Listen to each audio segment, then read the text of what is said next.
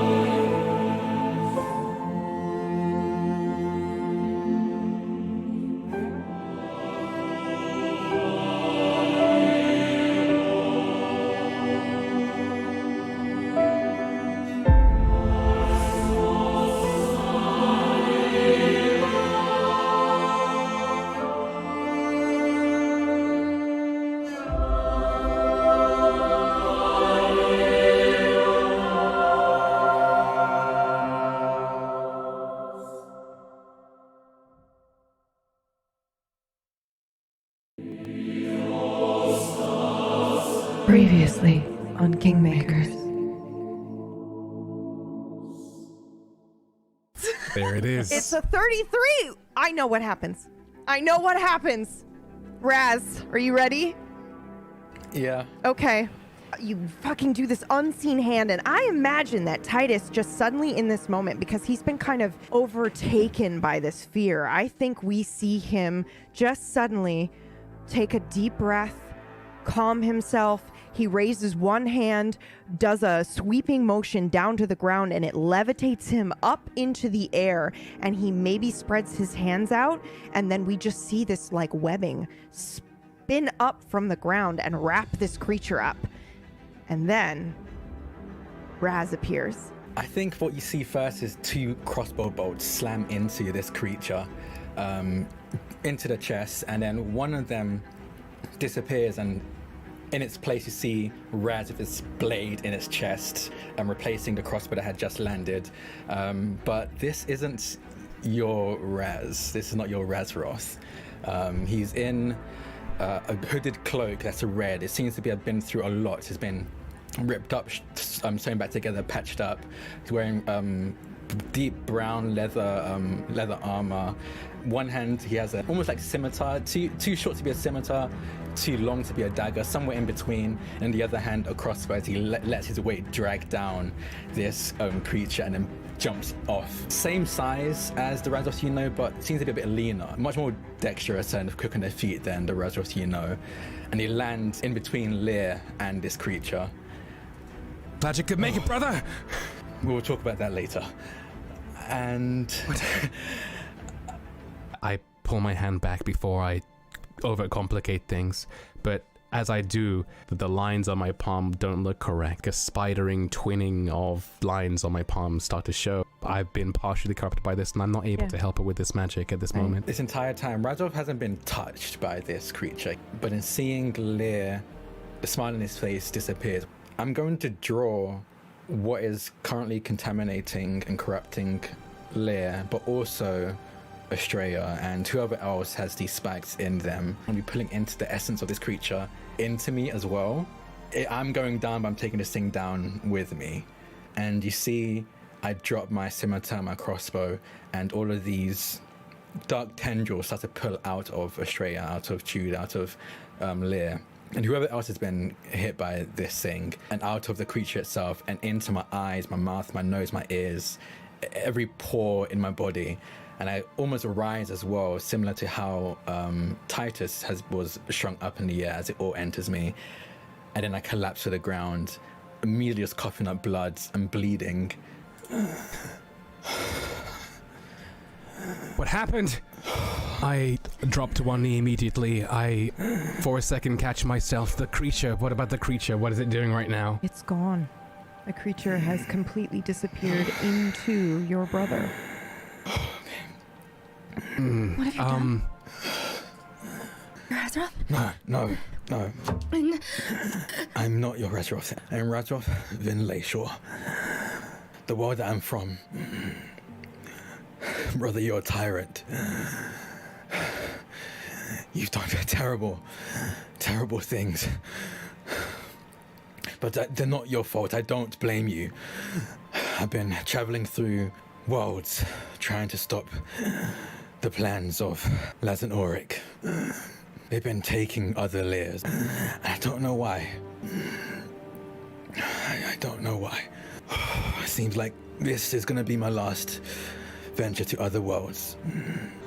Now, surely there's something I can do. You just need to close the wound. I don't know why, I don't know how. Where is the wound? Where is it? I shake my head. I don't know. I just know it's here. And it's growing, it's getting bigger. And if you don't close it, it will not only swallow this world, but it may swallow others. I see. And somehow it's...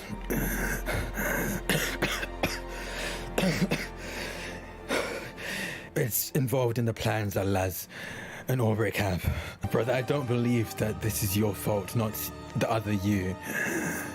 It's the only world where you don't have Jude and Vega as your wards. The only world. I've been between so many. I've been through so many. I've seen so many layers fall, but every single one of them had a Jude and a Vega by their side, but mine did not. I feel like I'm certain you don't have this tyrancy within you. It has to be the work of Laz and Auric. I approach Raz, if he will let me, and lay him on his back in a almost akin to the way you would in a funeral rite. I take my sword from its hilt, unsheath it, I give it to him for him to hold facing down towards his feet. And as I do, well, let's roll the dice, shall we? 55 doubles. Describe it, my friend. Describe it. Raz, your labored breathing goes away. The wounds on your skin, the horrible eldritch emanations coming out of your skin, the pores, the bleeding, it all just seems to go away. But it's strange. You feel the movement, the flow of energy move from you, this evil that you had taken in from this creature, and you feel it enter the sword. Now, to those who have seen this particular thing happen before, the runes of the sword light up as if to acknowledge that a debt has occurred. Would normally notice a golden glow on the sword, but this is different.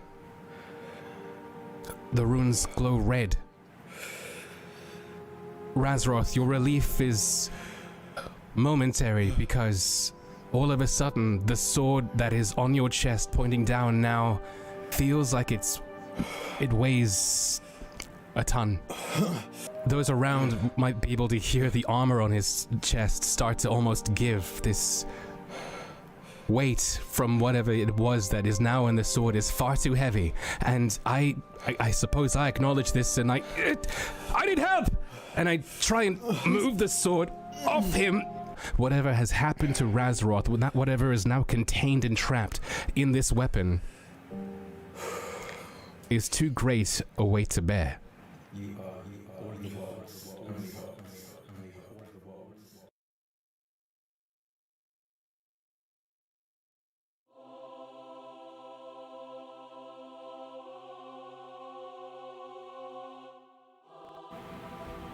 Where did I... Arufir? Rasroth. Why am I here? I touch 3 fingers to his heart.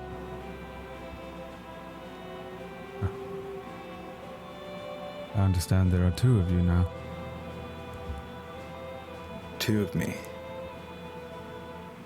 Right, yes. You wouldn't have...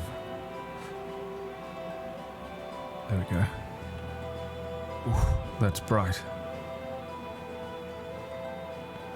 What, could you not see just a moment ago? I haven't been able to see for a little over a year now.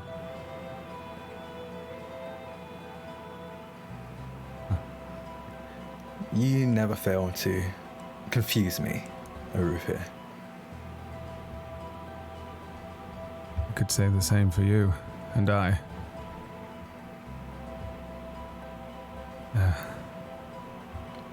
What changed in you?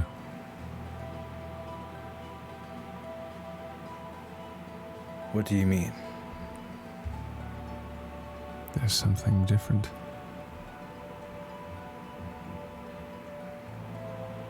What have you encountered? Did you... Well, I suppose you did say you wanted not to know what we've been up to. We saved Titus. Yes, I knew you could. How?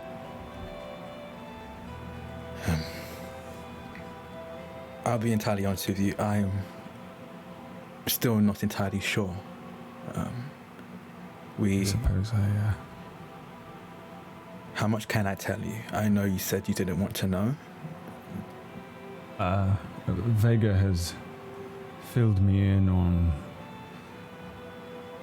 bits and pieces, but from what I understand, you're free to tell me anything, everything, preferably. Okay. I look around to see if there's anywhere for me to sit. You're in a keep. There are 2 big armchairs in front of a kind of low hearth with a fire. There are big, tall tapestries of mostly red in color. Some parts of them now have greens and blacks in there, but the 2 chairs are clearly in front of us, and I gesture towards the larger of the 2. I take a seat. I'm still hurting. For me, I had just fought some rather fearsome creatures, so I groan as I take a seat.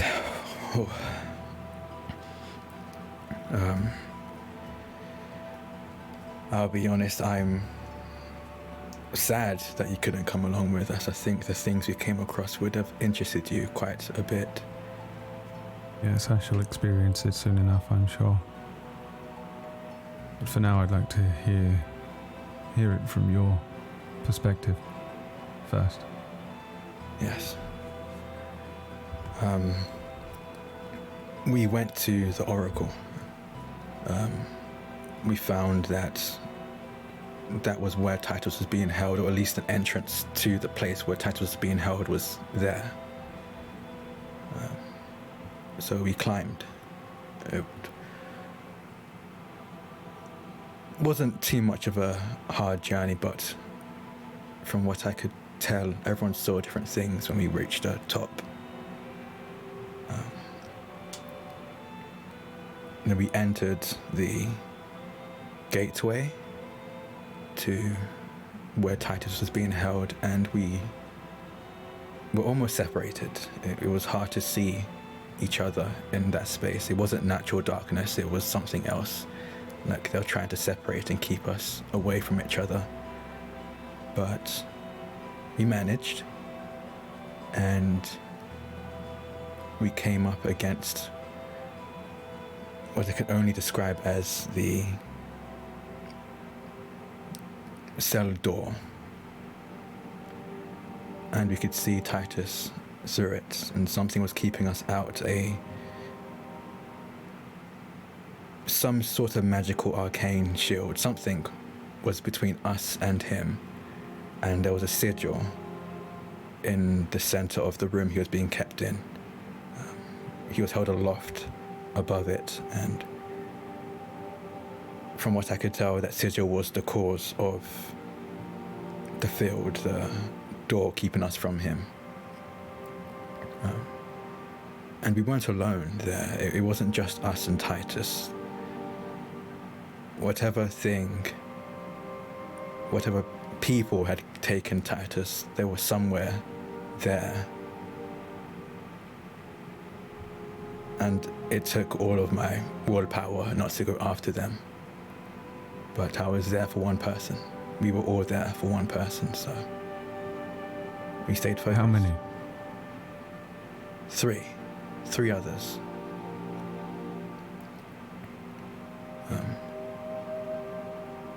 And something overcame me. I say something, but I know what it was. Anger. Just pure anger overtook me, and I took control of the domain.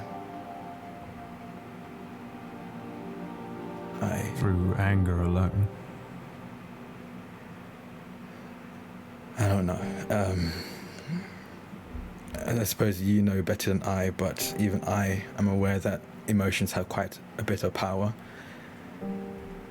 And I think somehow it influenced the power I had. And I took over that domain. I shattered that cell door, the sigil, and we rescued Titus. And then I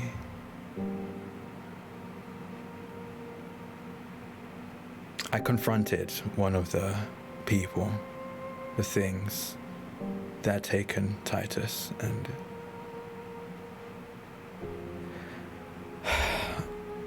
I threatened them. Like I said, anger overtook, and I threatened them. Arufa, do you know anything, anyone, any creature or being known as the Sky Father?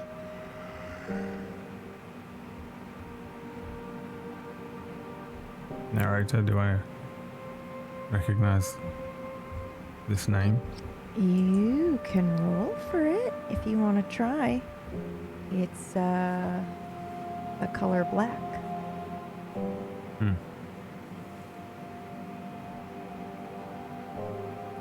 Gotta be pretty good roll. Good luck. As soon as he mentions it, I take a moment to recognize an unfamiliar feeling, and then I chase that feeling for a moment to see if I do recognize this name. Nope. No. Is this the person that you were threatening? Is this the name they went by? I look a bit ashamed when I say this, but not one of the creatures I threatened. Anger took over, and anyone that wasn't a friend was viewed as an enemy to me. From what I could tell, from what they said, if they were to be trusted, the Sky Father had nothing to do with Titus's capture. But he was watching, he was an observer, and seemed incredibly interested in Australia as well. So it observed me do what, according to it, was the impossible. And in my anger, I threatened it. I threatened that if it touched any of my loved ones, I'd make them regret it. And then I turned my ire to one of the three. I couldn't pull all of them towards me, only one. And partially shattered their hand through that magic, but I suppose as a warning.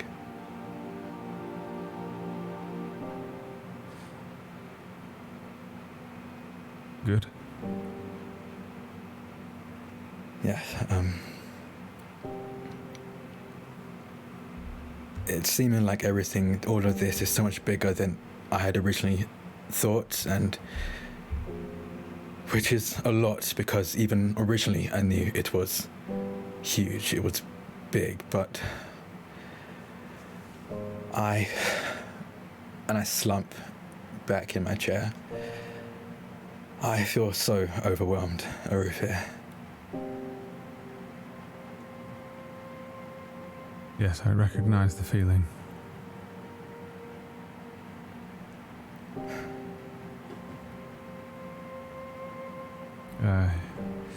I hid myself away because I feared that whatever the enemy that we are facing is could have been me. In an attempt to stop that reality from forming, I had Vega cloud anything that you all were doing. Should you be able to stop me, I would have no memory of it, for I was not there. But I had faith in you all, and that faith was not misplaced. Thank you, Arufir. You injured one. I would wager that at the moment you all know more than I do on the situation.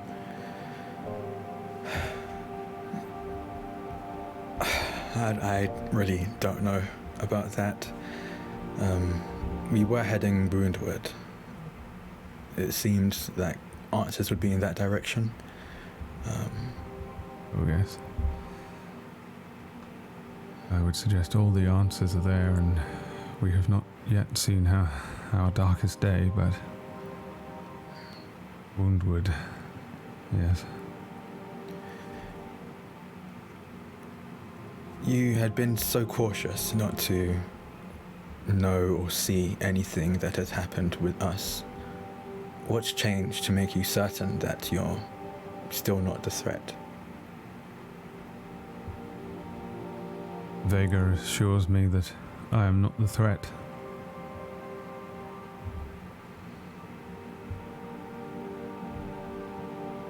And so I must trust to that.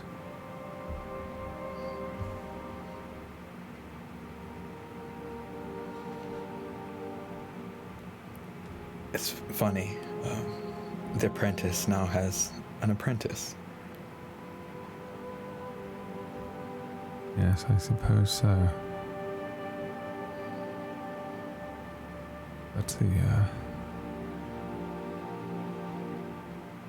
question that I have long asked myself about my own master, Blackbird, who sat there so many years lecturing me, teaching me all sorts of things, whispering strange incantations, singing odd songs. At times he would vanish beyond this place. I thought he was going over the belt. But there are two of you, Raz. Yes, you haven't actually explained that to me. Two of me. What does that mean? Vega explained that this doesn't just span time, but worlds, other worlds out there, other uses. Something is climbing through them, destroying them, devouring perhaps. For what purpose I don't know, but I always assumed that the thing that was coming for us was coming from further along in our timeline. Of course, further along can mean in the past, in a way, but I think perhaps it's coming from an unimaginable elsewhere. But is that where he is? Is that where he's gone now?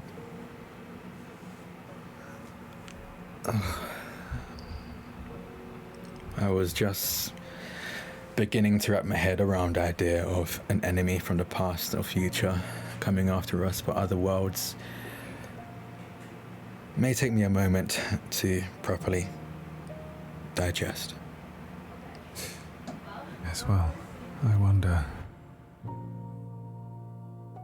Other worlds. Doesn't have to all be bad. I wonder if this is... I'm going to try something now. But I haven't quite dabbled with this too much, Raz. So prepare yourself for just about anything. Okay. Long time ago I ate an apple, and it was frankly delicious. I've never been able to find one quite like it. I've gone back to that moment, considered wrestling myself for another bite. But now I think I might be able to find that apple again from that unimaginable elsewhere. On the other side. Though, we shall find out. I reach into the unknown and attempt to pull that apple from another world. Infinite apples. And Okay. pull that apple to me. How are you doing this when you say you reach into the unknown? How can I miss? There are infinite apples. But you're going to a particular moment, right? So you're going There are to infinite moments. infinite moments, yes, but you have to go to a specific moment to get an apple that you were eating from another reality, or are you just trying to get any apple from any reality at any moment? That specific apple. That specific apple. Okay. Yes, but how are you doing this?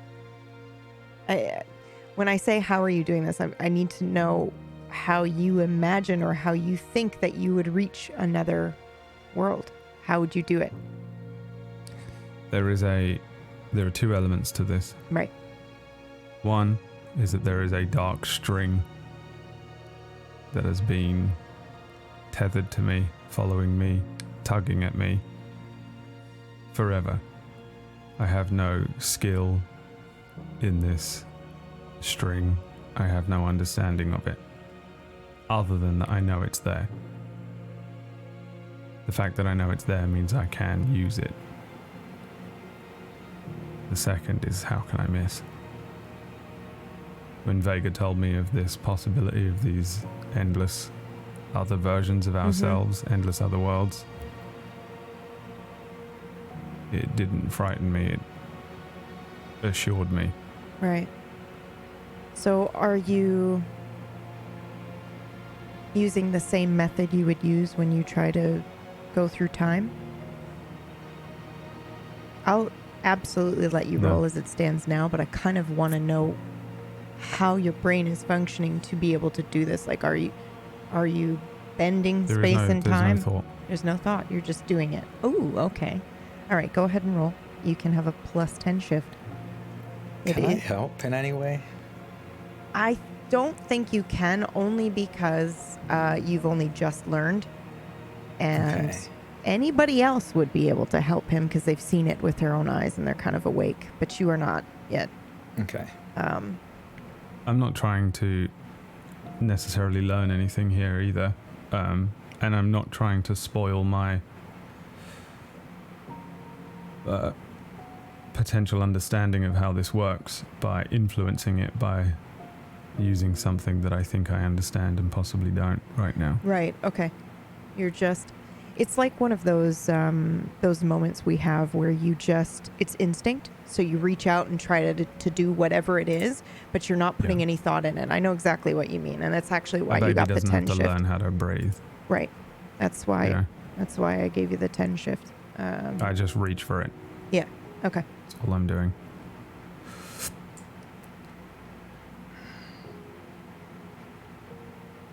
$96.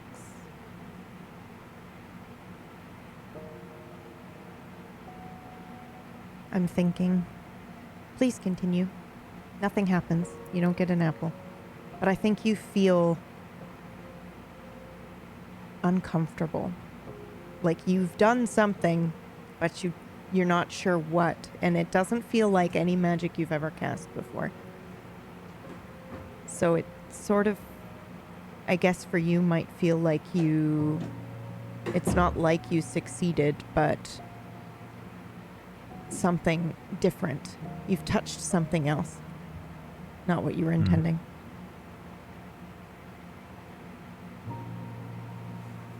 Interesting. I suppose it didn't work? No. I didn't expect it would, necessarily, but the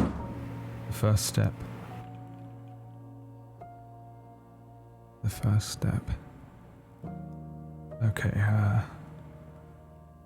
I'm going to take a moment to understand what I can learn of our enemy from the here and now.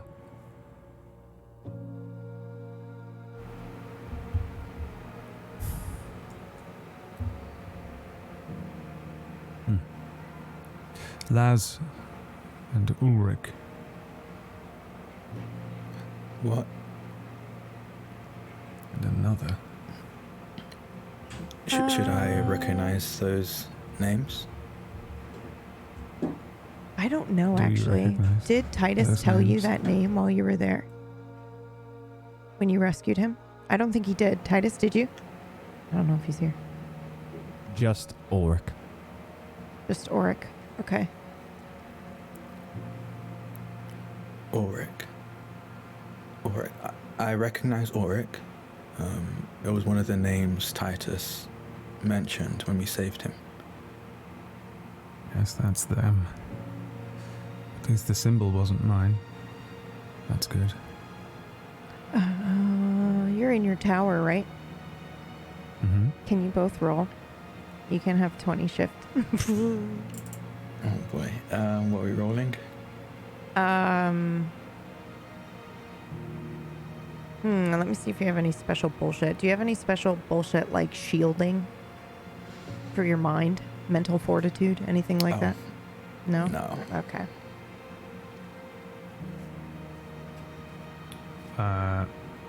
Yes. Okay, yeah. You use that for sure. And you both go ahead and roll. Okay. You can just use Skill Dine. check. Yeah, use the Dine. skill in Okay. Dine. Sorry, not your overall Dine stat, but Okay. it's just any skill in Dine magic because you're with him. That makes sense. I want to go with intuition. Yeah, that'll I think work. that's the only one that makes That'll work. sense. That'll work. Success. An 8. Holy shit.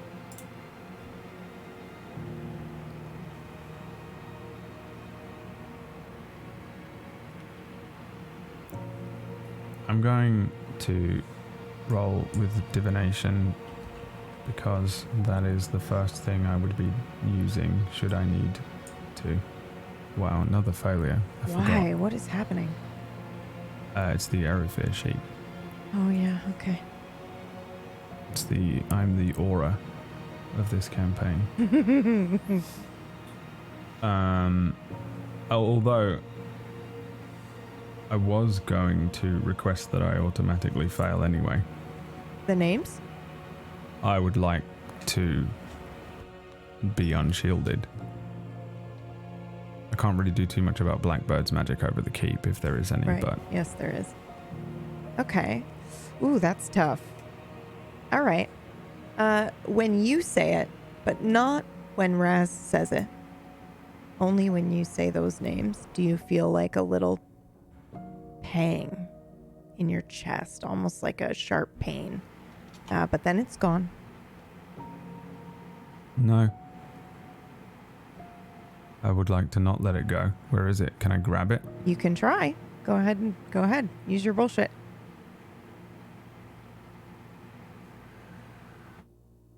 Okay. Black. You use that? Why that one? Why?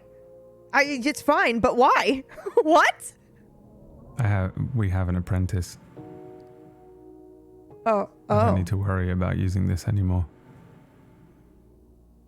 Okay.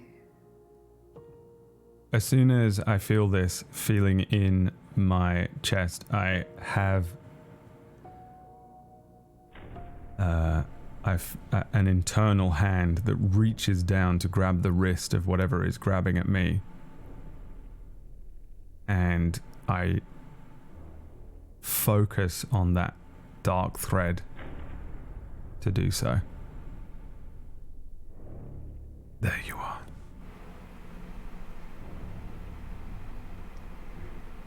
Okay, I need to know what other instance you had of...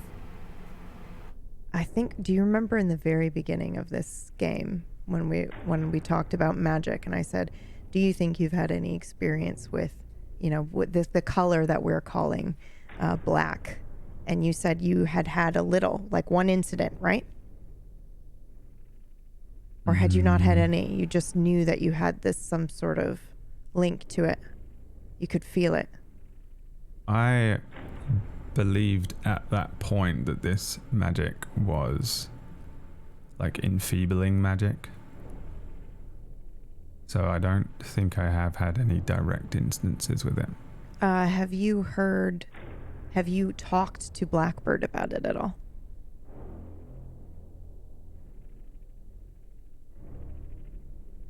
No, because I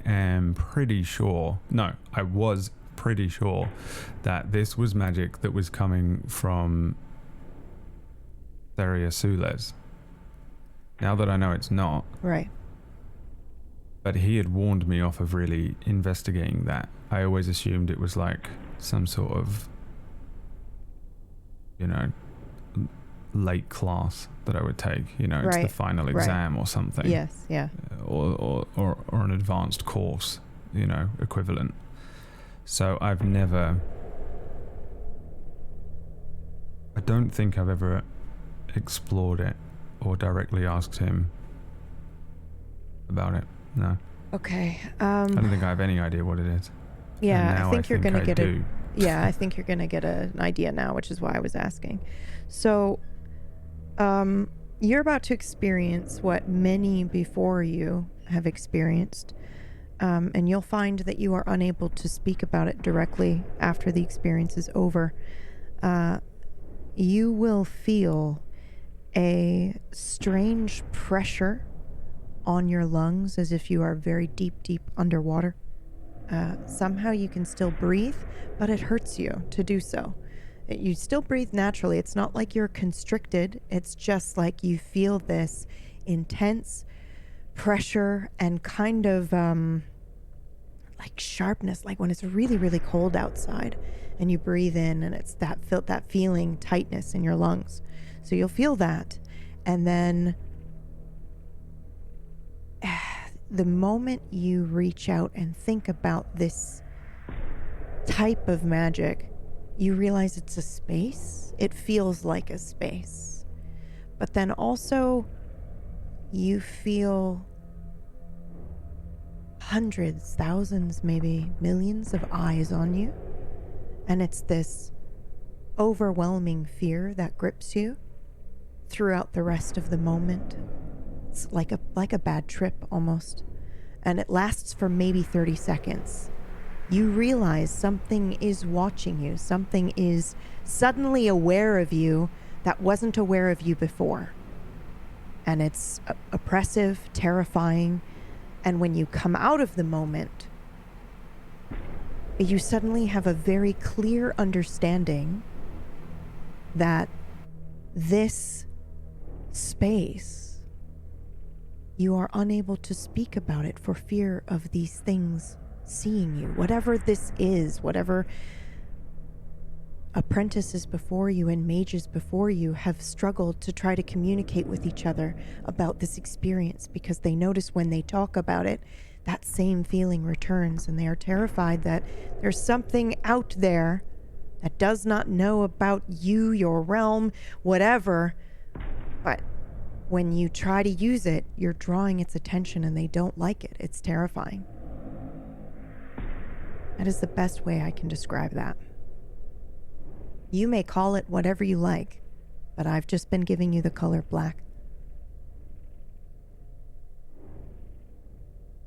And by the way, this is not, to be clear, when you reach out and you're trying to use this magic to find the people, right? So a specific person, you are holding on to that. I'm trying to find out whatever the fuck pang was. Yeah, okay. I think you know that pang is you used someone's name. They must be a mage or very good at magic because you weren't supposed to use that name. And so now they're trying to find out who is using the name. And that's what that pang was, because you left yourself unshielded, but you are still protected by the tower. So I wanted to let them in. I was being a honeypot for myself. Yes. So that's what that pang was. You kind of felt that they could tell where you were. Maybe. I don't know if you know that. Good. But they aren't the thing. They aren't what this is. This is separate. This is just what happened when you tried to use this magic.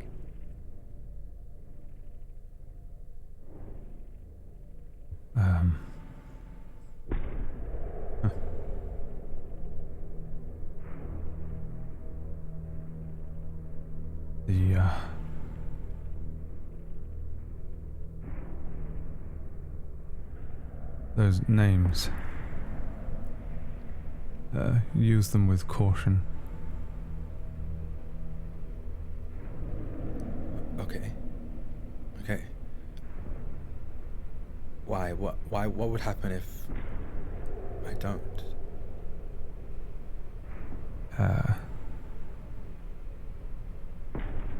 They will find you.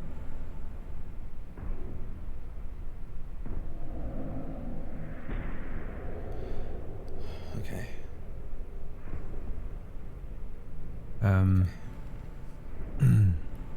The others, where are they now? I believe the last I was with them, we were going towards Hag's Hollow. Have they been to... Are they, the bone tunnels? Do they know of them? I don't know. No bone tunnels were mentioned on our way.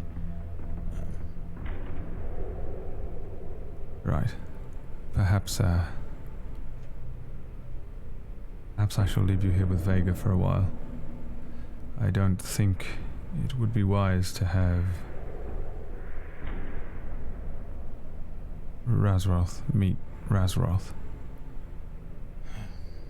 Yes, there's another one of me. Are they dangerous? Should we be worried about the fact that they're here in the first place?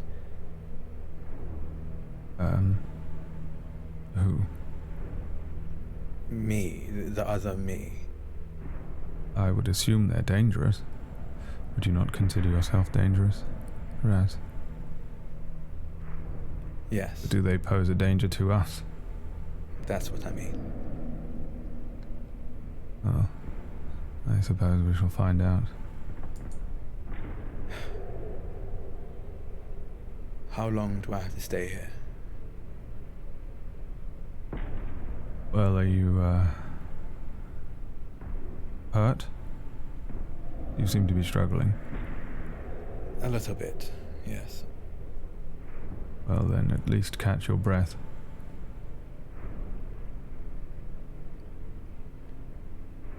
Rufa, be careful, okay? don't need to do all of this on your own. I have no intention of doing it all on my own anymore. Of that much I can assure you, but being careful is what I've done up until now. And I think perhaps it's time to stop approaching everything with such care. I don't think we have the time.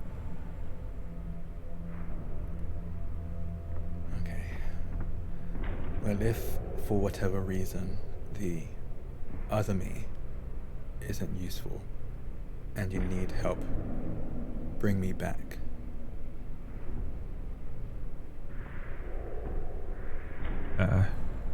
Yes.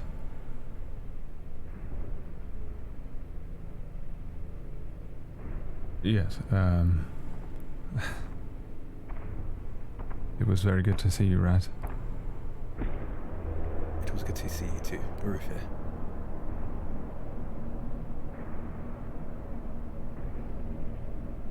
I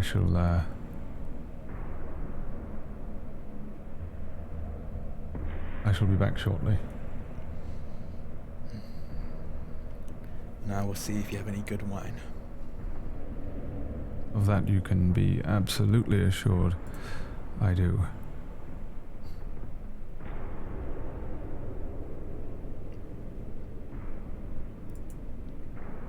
Raz, actually, don't go anywhere yet. I have a couple of questions for you. Oh, okay.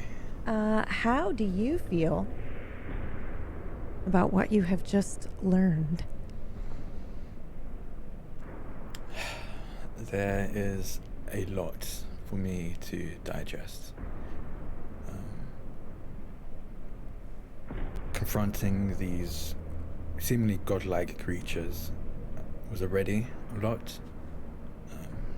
Despite my bravado when confronting them, it's hard to think back on it without feeling shaken and scared and worried. And now that I know that these beings might not just be beyond my mortal realm, but my realm as a whole, it's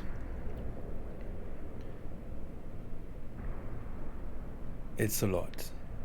I was raised to rule a kingdom, not be the caretaker of worlds. And it seems like that position has been thrust on not just me, but my wards, my brother and his wards. And Does that make you angry?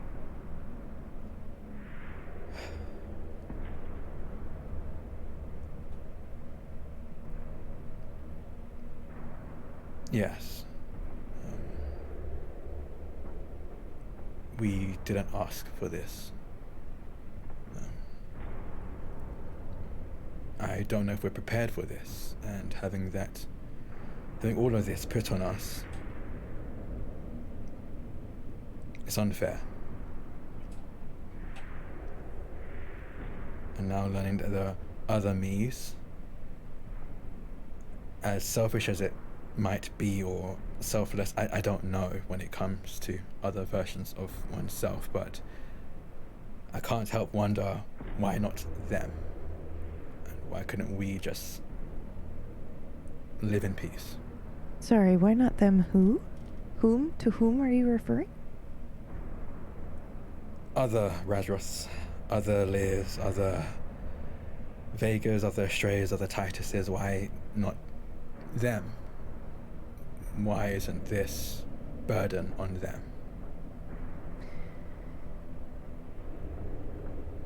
Would you say that your feelings are strong enough to act on their own in an amplified space, such as a mage's tower?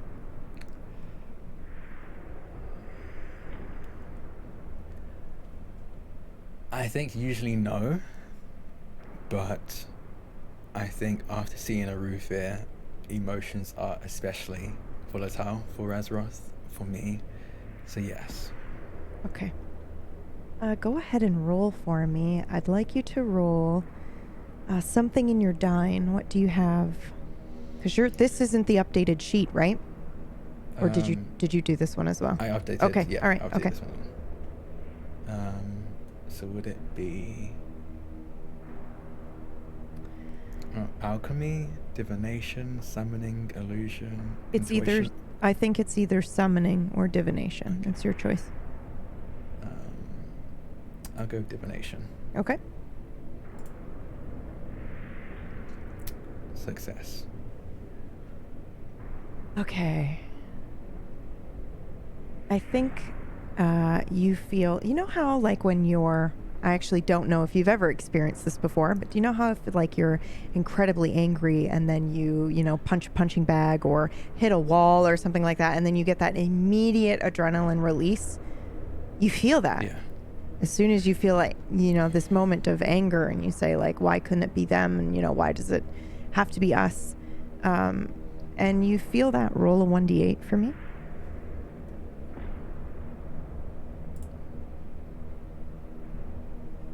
Okay, and you feel that, and it's quite strong, and then it eventually fades a little bit, and you kind of forget that it has happened, but I think there is maybe the tiniest inkling in your mind that you may have done something just now, but you're just not sure what.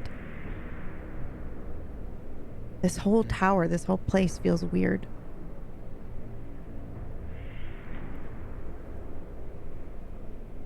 I would recognize that, maybe not the magic, but I'd understand that for a moment anger took over, right? Yes, Okay. yeah, anger took over, and something happened because of it. I think I'm probably walking towards where I assume the wine would have been, but I stop in my tracks after this. I take a deep breath, and I think I just sit on the ground, legs crossed, and try to temper my anger. I think now that I've had a moment of quiet, where things aren't just happening one after the other, I've realized and noticed that I've been running on almost entirely anger since even before we found Titus. So I'm trying to center myself now that I forcefully have been given the opportunity to. Well, this is a good place to do it. Thank you. Meanwhile, elsewhere.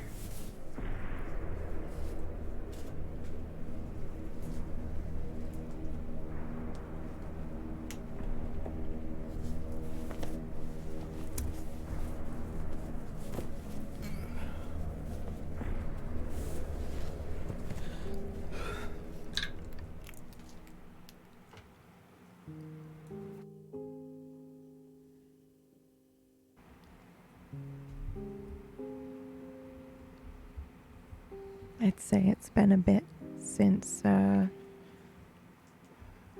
incident. You all immediately rested, correct? So it's probably the next morning. And I'll leave you to it.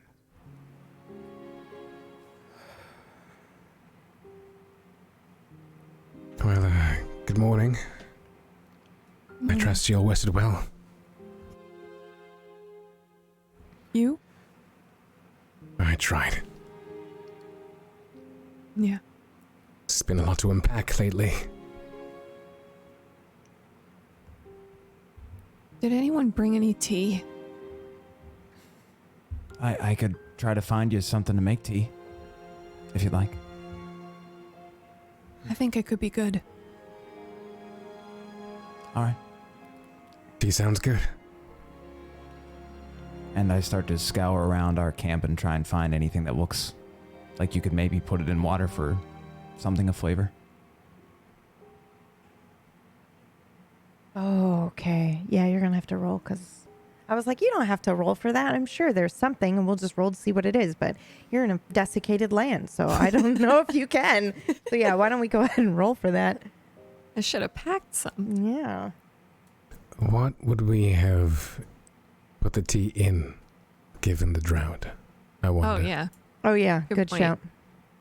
I don't know if I you think can I'm have just tea. I think I'm just functioning out of like, I don't know, like a craving for normalcy, really. I have a thought, actually, and I'm going to interrupt and be like, yep, Yes. this is totally what happens if you're okay with it, Okay. obviously. 100%. I think you just say it, and then you go, wait a minute. And you have this moment of like, why did I just do that? Why did I just ask Yeah. for tea? Okay. Yeah. 100%. But for a moment, it wasn't weird to you. You should be able to Yeah. make tea. Yeah. Okay. Yeah. In that case, I look at her and I go, yes, well, tea would be good now, wouldn't it? I And- look around at the landscape and then turn to the rest of the group. How long has it been since the desiccation? You call Too it long. that here, right? Yes, we do. I take it this is a constant. In all the worlds I've been to, yes. Whether or not it is past that, I don't know. Well, 6 months. correct. It's been 6 About months. 6 months. I'm sorry, there's a desiccation where you come from as well. Correct? Yes. Did you have any part in that? Every world I've been in, I have. Okay.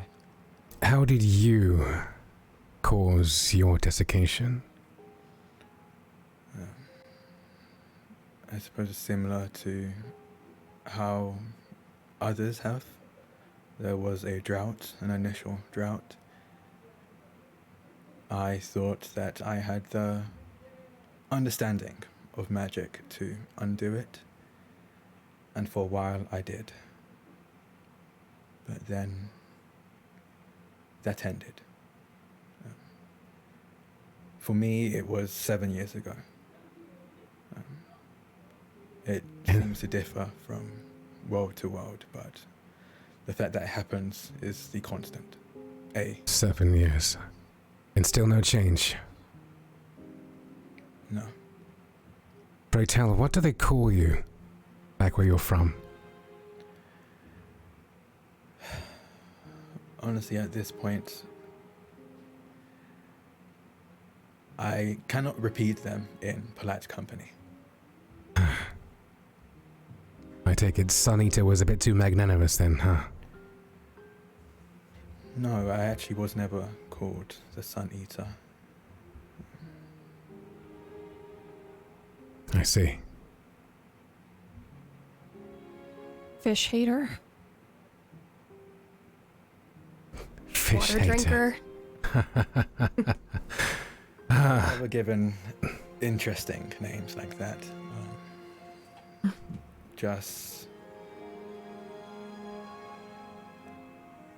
Just ridicule. Understandably, I didn't reject or deny or resist any of it. I deserved it. I still do. But no, I was not given a title like that. I see. I'm just trying to make sense of the parallels, is all. Yes, it seems like out of all of the worlds, mine is the one with the least parallels. I turn to look at Estrella and Titus, and then back at this new crimson-clad Rasroth, and I say, did you have wards? These two? Did you have a Rasroth, Titus? I look to Titus and Estrella and give a small smile and nod. Yes. But I lost them because of my ignorance, and in causing the desiccation, they were killed.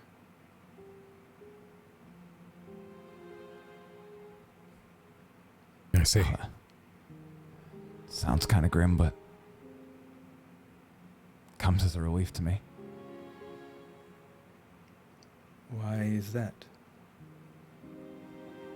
Ever since you showed up, I've been worried that there is no difference.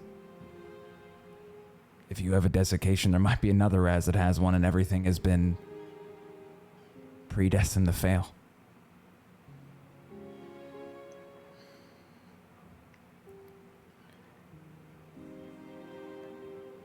I know this might not be the best thing to tell you, but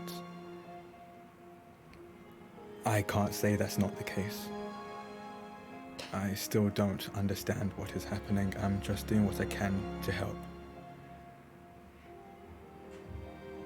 Were they different? Was she happy? We never got close. I could always tell that there was some kind of wall between us, and I just didn't know how to climb it. I see.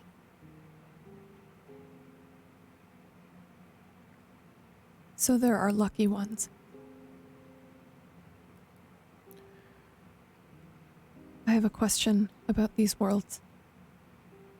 Please, I'll answer what I can. If all of them have experienced some form of desiccation, are they separate from each other?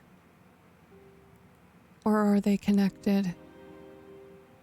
Are we all somehow connected and that's why all of them have the desiccation? Or are they little islands?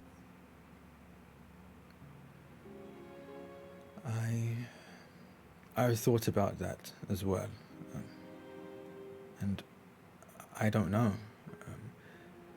I've been to other worlds, yes, but not all of them, and I've only been to the ones I needed to go to, the ones where they're reaching for Leahs there.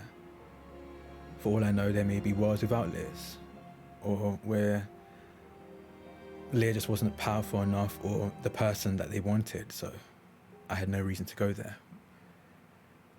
So at the very least, in the worlds where there are Leahs worth taking, there have been desiccations. Beyond that, I don't know. I see.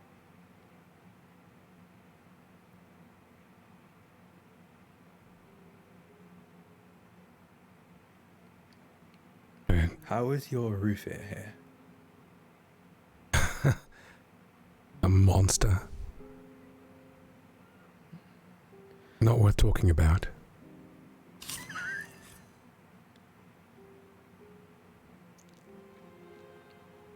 That seems to There's power in the name. Sorry.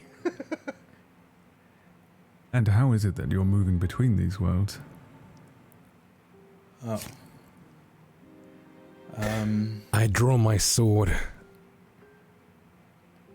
Please. and look at I him. thought we were over this. Next time, how about more of an announcement? I sheath the sword, but I don't stop looking at him. I look between Leah and Rufir and kind of smile a little bit and say, another constant. You two never seem to get along. I feel the warmth of his smile and I scowl as a reaction while still locking gaze with Erifir.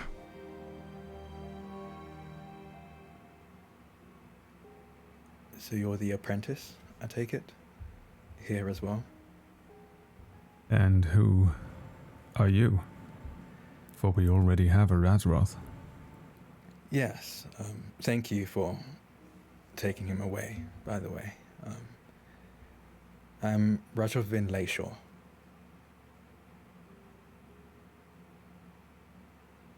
And yet you can move between these varying worlds. Not entirely on my own. I wait and feel out for when those creatures essentially make passage, make a hole, and I follow through. I don't have the power to do it on my own. Not without being incredibly tired and vulnerable after doing it. So you find these creatures by pure luck? Or do they find you? I find them.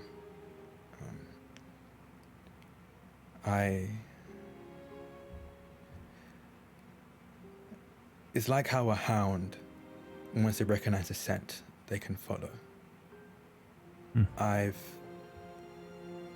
come to recognize the scent of these creatures and am able to follow.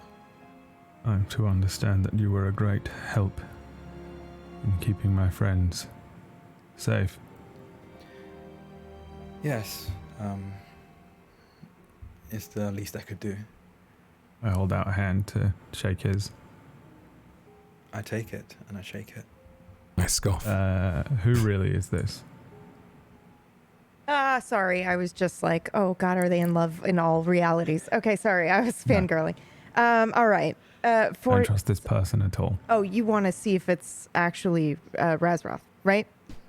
Yep. Okay.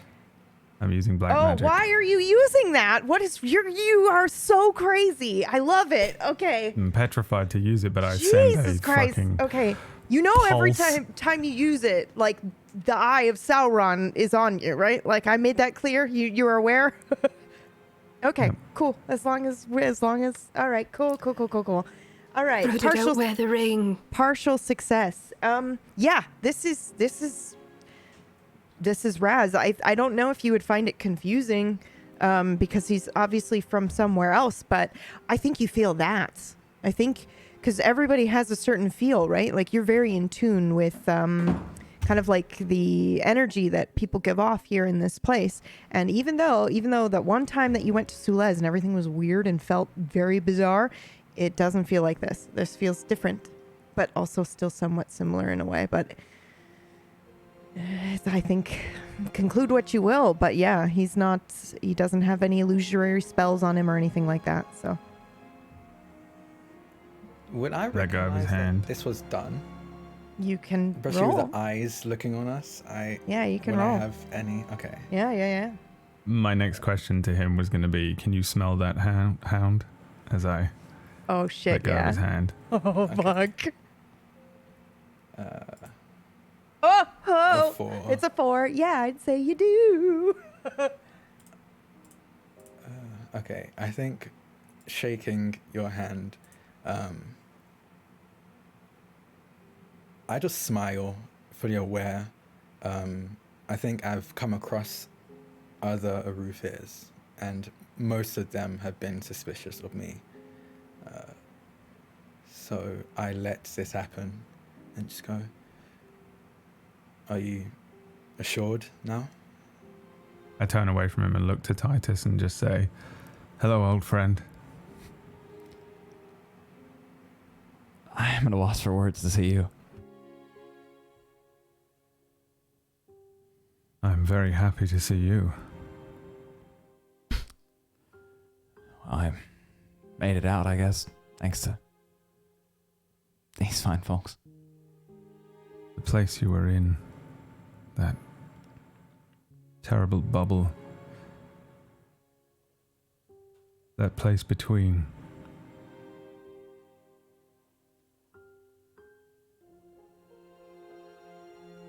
What can you tell me of it?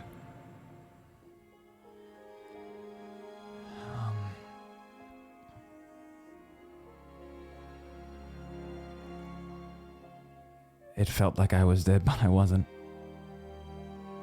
Time felt slower.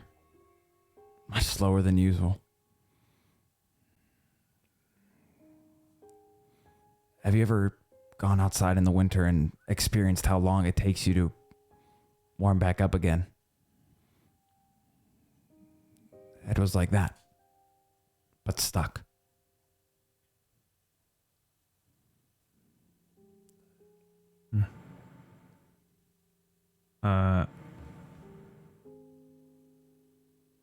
The place he was at, and using his description of how he felt there, it's not the same as the place I just went. No. Mm-mm. It is literally just the toe dash space between Yes. Yes. However, it is closer. If that makes sense somehow. It would feel like being there, you are closer to this weird space that you can't explain. Because it's strange, because all the other magic doesn't feel like a space, but this does.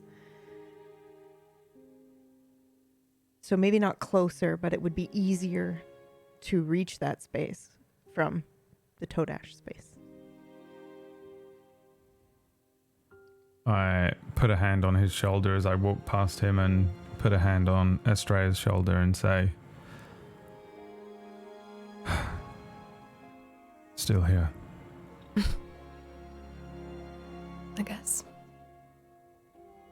You are strong, Estrella. You're not a slouch yourself, I guess. I'd turn around, letting go of their shoulders, and look to Jude and say, I owe you an apology. Is that so? Perhaps. I'm standing somewhat between them defensively, not intrusively, but I don't trust him, especially around Jude.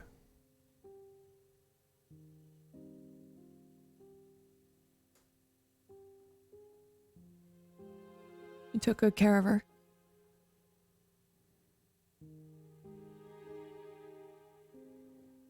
I glance at Leah, and then between the two of them,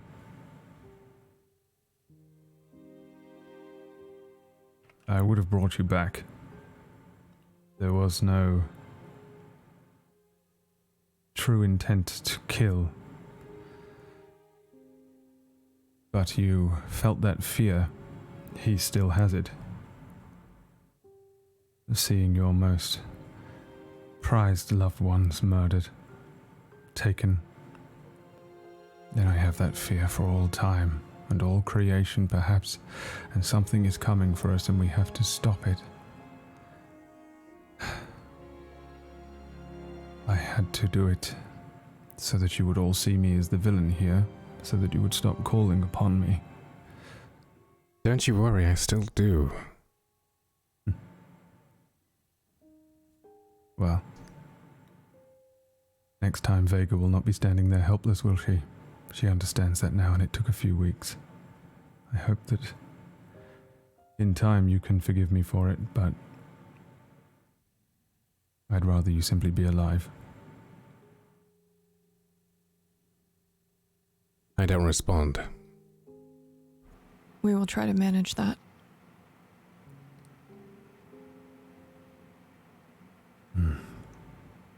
I'm sat by Titus, and I whisper to him, watching Arufa interact with Vega, interact with Jude and Leah, and just go, are they close here?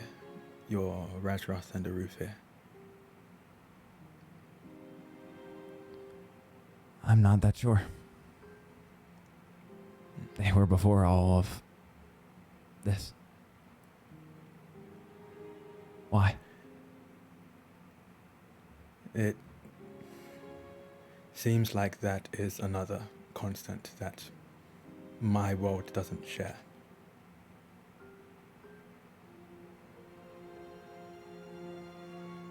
Very good to know. I'm starting to think we're the lucky ones. Somehow. We hope so, because it seems like a lot of lives depend on all of you. Definitely seems that way.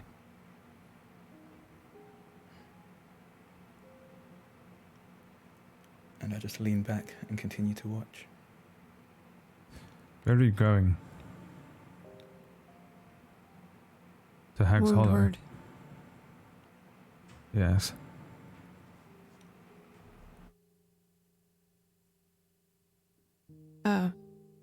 And your route? There. Well, it brought us to Hag's Hollow, and I suppose we were going to move on past it. Further in that general direction. But the border's closed, apparently. Yes. There There is another way. Oh. There are grand tunnels below Hag's Hollow. I've spent countless years here. There was a fortress, Dragnir, so named for a dragon, the bones of which formed endless great tunnels underneath Hag's Hollow. You can use them. It may be difficult to know precisely where you're going, but I would recommend heading towards Pick Hill, down the canyon across Blackbird's Bed.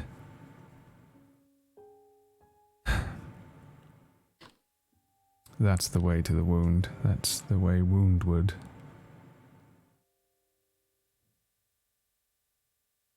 All right.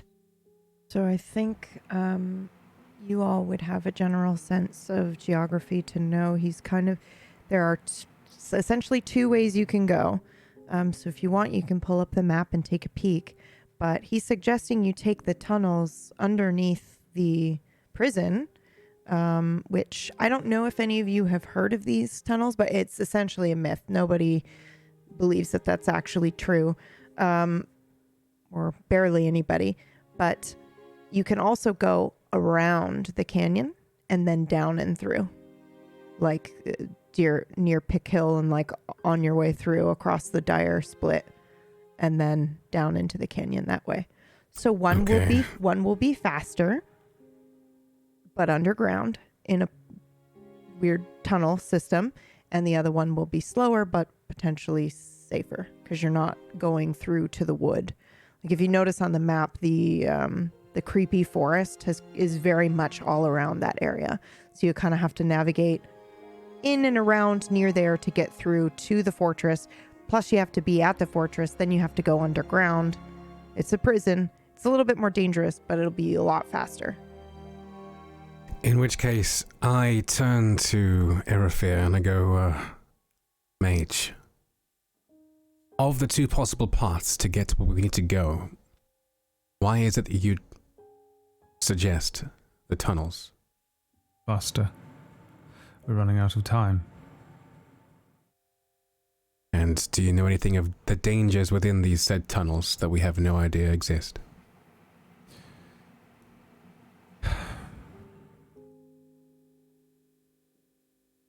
How does it compare to the mountains?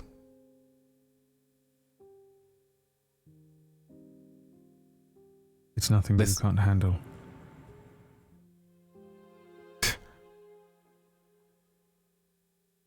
I don't like the sound of that coming from you. It's nothing compared to what I assume is to come. He brings up a good point. There are dangers down there. It might be good practice. We all know what the cost of this mage's lessons are. And I glance to Jude and look back at him. Cost. Let's see. 1, 2, 3, 4, 5. Vega. Plus another. Yes, you're all still alive.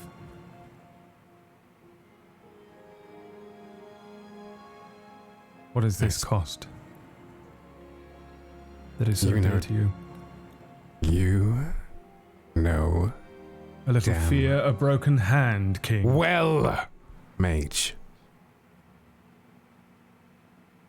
Narrator, this entire time, overnight, my sword has been laying on the ground. Runes glowing red. Yes. By the tree. That is correct. I would like to break off this conversation and go back to the sword. And before I do, could you describe Hag's Hollow to us We know that it's a small town, sleepy around the woods. Could you describe the area around it? Is it surrounded by mountains, cliffs? Is it... It's a valley. Hags Hollow is kind Okay. of located in a valley, so you're probably a little ways out from that. There used to be a very thick forest here that, as you know, got up and walked away. But slowly creeping upward is this weird dark forest. It's not quite reached Hags Hollow yet. I see. So, yeah.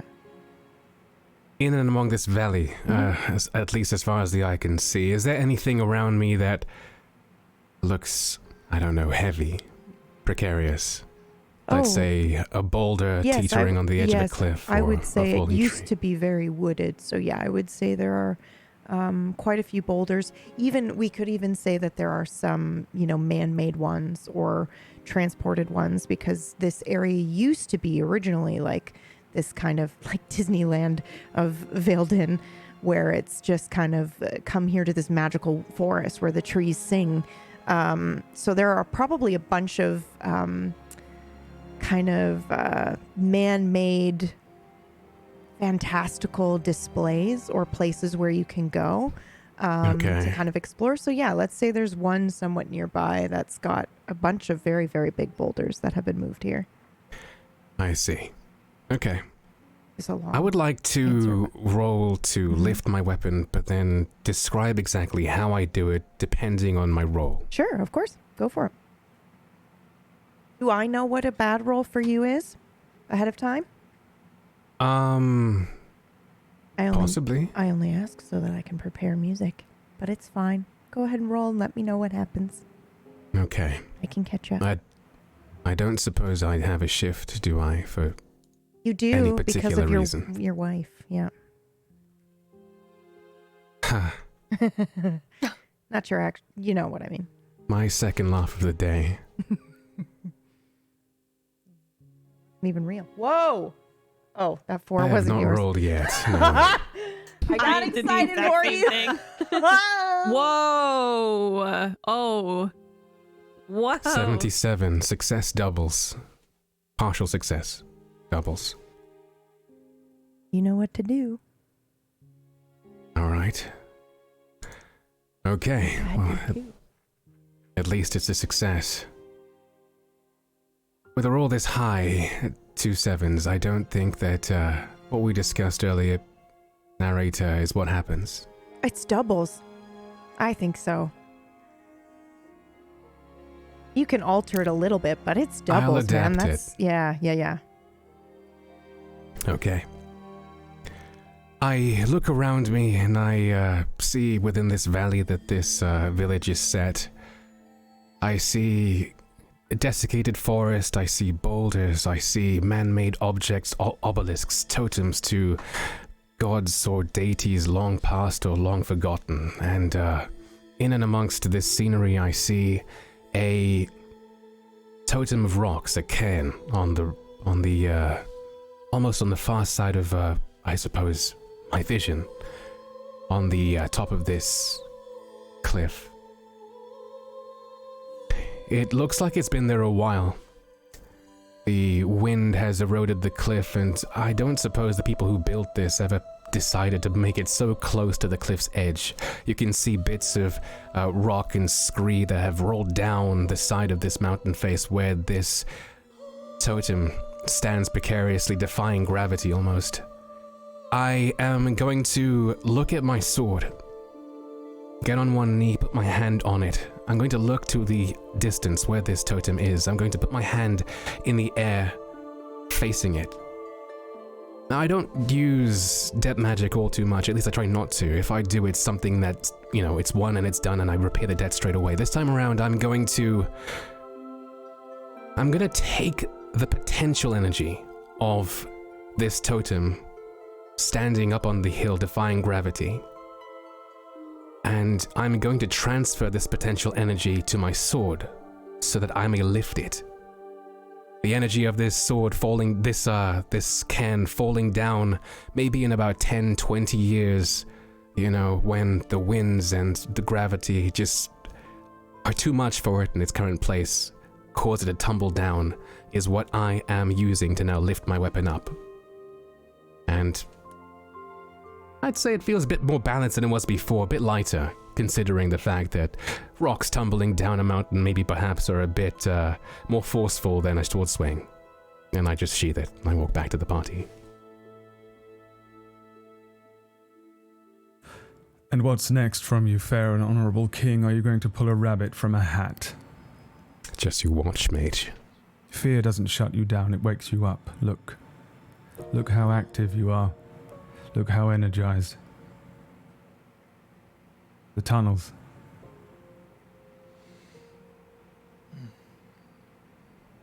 The tunnels. But not because you say so.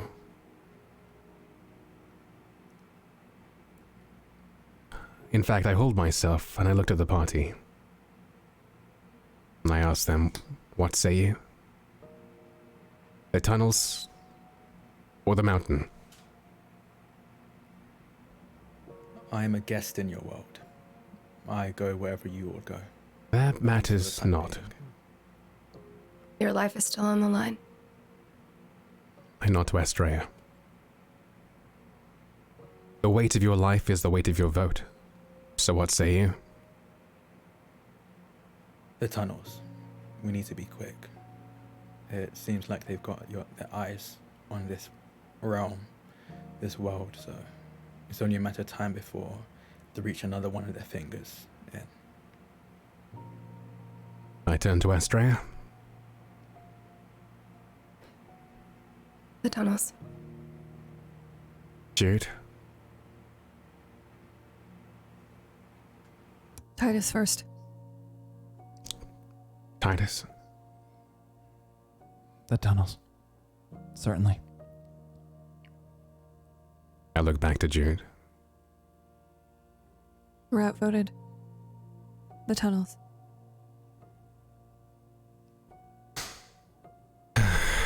Then the tunnels it is.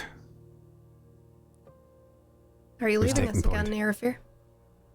Briefly, I must return to Raz and Vega. Rasroth.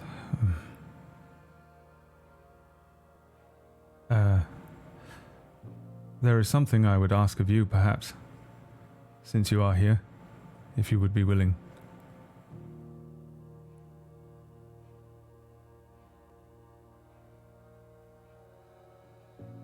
Perhaps I shall trade this Rasroth for our Rasroth for the tunnels.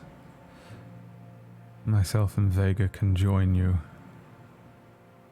And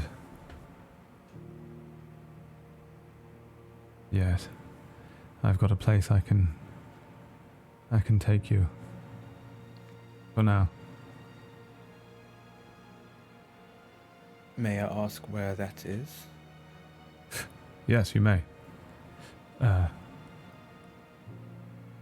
now, head towards the prison and find the tunnels. Rasroth, if you wouldn't mind taking my hand again, this time it shouldn't be quite so uncomfortable. Okay. And Rasroth will... I will stand up and take Arufir's hand. We're gone. No, you're not. You have to roll for it. Both Mm. of you have to roll for it. Raz, you as well. I can't move him? You cannot. Something is preventing him from going somewhere. You may try. Do I know that? Do you? As soon as I blink, I will let and you then roll blink to back. see. Yeah. All right. Damn. Is this to know or is it to try and transport? Should I roll as well? You can roll twice as well if you'd like. When he tries to do it. So your fear. So I understand. Do you go and then realize he's not with you and then blink back? Yeah, that's Okay. probably what that partial success is. I go and then I come back instantly. Yeah. And then I don't know what to call it, so I'm going to call it ping the black magic that stops me, Okay. And then which is the failure. yeah. Okay. And then roll. The The black magic doesn't stop you, but go ahead and roll divination to see if we can figure out what it Whatever is. stops me. Yeah.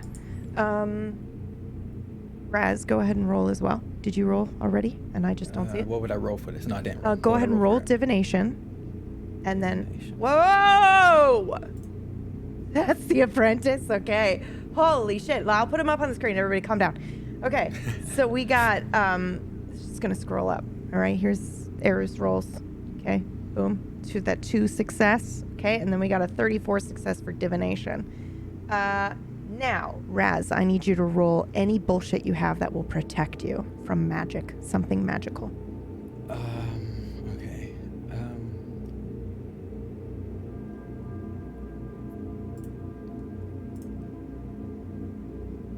Partial success, 64. Now, I'm going to start describing things that are happening. If I say something that your character would not do, please stop me and interrupt me. But I imagine that what happens is we see Eru immediately kind of blink away for a second. Rasroth stumbles backwards as if he was maybe supposed to go somewhere. He clutches his chest for a moment and his eyes dart to the sword. Eru, when you come back, your eyes lock on the sword. There is something preventing Raz from going, and it is that. It's the sword somehow. His sword? Not his, Lear's. Leah's sword. That's right. Raz, something is pulling at you from that sword. I don't know what that is on a 2. I just know it's the sword. I don't think you've ever experienced it because it's otherworld bullshit. But there's something in that sword that is preventing him from going. He is tethered to the sword at the moment due to debt magic. So Rasroth would know that what's in the sword is one of the hands. Yeah. Just one of the heads of the creature. Right. Would I understand why I'm feeling drawn to it? It's a partial No, I don't think you understand why you feel drawn to it, but I think with a partial, you would understand that, oh, this makes sense because you used your ability to draw it into you. That was your trade. So technically, this is your burden to bear. Lear's just borrowing it for the time being to keep you alive. Okay. Yeah. Okay. Oh. What did you do? It seemed like the creature had infected Leah, so I took it into myself, expecting to die along with it, but Leah saved me and took on my debt. Or at least transferred it to the sword for now, but it's still under my name. I suppose it's stopping me from leaving. It was fatal. It would have killed him, I think. Eru, I might step in and start to explain Can because he take the sword? Take it how? Like take it with him? Keep it and not immediately die? Or is the magic in the sword Leah? The magic in the sword is not Lear. Lear has trapped something in there, basically. Right, but if Leah lets go of the sword or whatever, is it going to release I this fucking No. thing? unsheathed the weapon during your talk, Yeah. and I handed over, I suppose, holding the blade hilt first towards either of them, I suppose. I take it. When you grab the hilt, it's going to clatter to the ground as if it weighs a ton.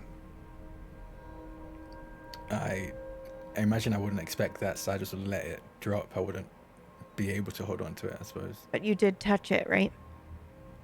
Yes. I need you to roll again. I'm so sorry. No. Oh no. We're delving into things that this Rasroth has never encountered before. He would act without Fumbling the bag. It would be summoning is what it would be. summoning. Okay. Any shift or no? No, I'm sorry. Success. 39. Don't touch this ever again. Don't touch it. That's the sensation you get. Don't touch it. It's I'd bad like to imagine enough. that there's a spark almost. Yeah, like, maybe. It would probably be, actually, that's a great idea. I don't think it's a spark, but what it is that tendril that we saw. it kind of like comes out of the hilt of the blade and tries to grab at you, and then back up. Yeah. Okay. It's dangerous for you to kind of be near this thing. The intention was to show Erafir the extent of what has happened. Yeah. So Erafir, with your 2 from before, I'd say that now all of these pieces are presenting themselves, you can kind of understand. While you don't, and you're unfamiliar with whatever this entity is that's inside the sword, I think you can put 2 and 2 together that this should have killed him, but because of debt magic, he was spared, and whatever's in there, they're linked together until the debt is... What's the debt? Technically, his life. His life was For what? spared. For Leah's life. Yeah. For a couple more, actually. A little bit more than Leah's life. But yeah. Jude. Titus, and Estrella. Everyone was going to die. Leah. If I attempt to destroy the thing inside this sword, will it kill him? It might. It might. They are tethered together. Can I lift the sword? You may try. I attempt to. Lear, can he? It's on the ground. I suppose he'd have to roll for it, but the way in which I have allowed myself to roll, in a sense now it is some sort of evil Mjolnir, yes. Okay. So really what you did before was only for you to lift it, correct? Correct, yes. Right, okay. All right. Go ahead, Era. Okay. I actually have an enchantment on my body, which is appropriate strength. Yep, that's right. I do remember that. Back before. Yeah, that's which right. Is that I have the appropriate strength to do anything within normal human constraints to a degree, but also... This is not normal human constraints, but you should use that ability anyway.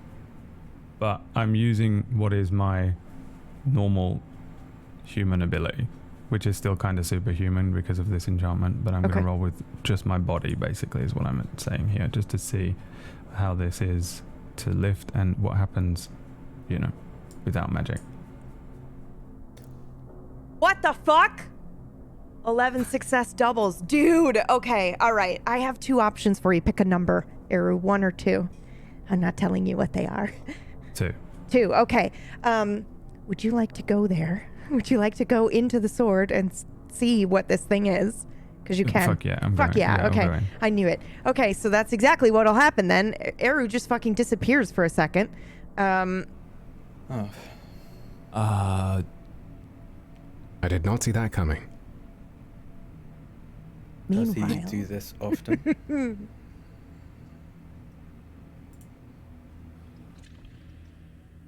Meanwhile, in the sword. This is so cool. Yeah. Hold on. I'm going to move us over here, and I'm going to put you up on the screen here because it's fucking awesome. All right.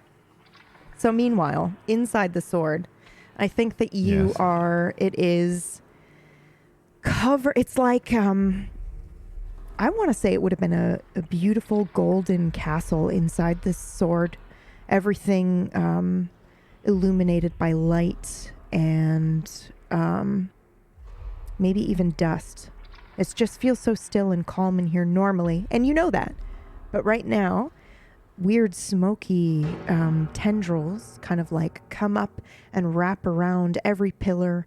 Anything that would have once been beautiful is now kind of tainted by whatever this ichor is. And then you see it, and you are acutely aware that it does not see you. But this is a creature from somewhere else. You've never seen anything like this, not even in any of Blackbird's books.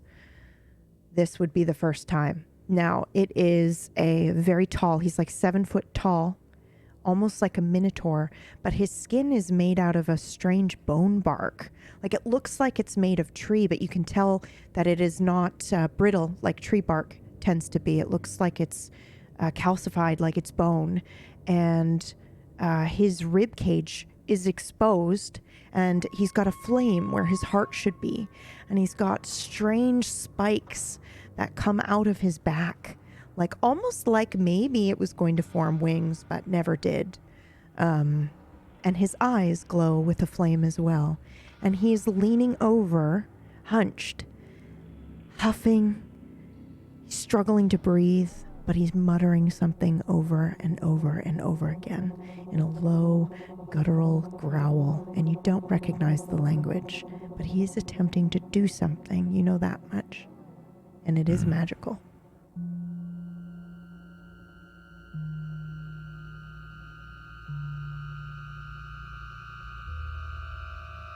Okay. First, I would like to understand what it's saying. Okay, how would you like to try to do that? This is a spell I've done so many times. I have gone to so many different locations where I didn't understand the language. I had to learn quickly and instantly, and what I've done is divine.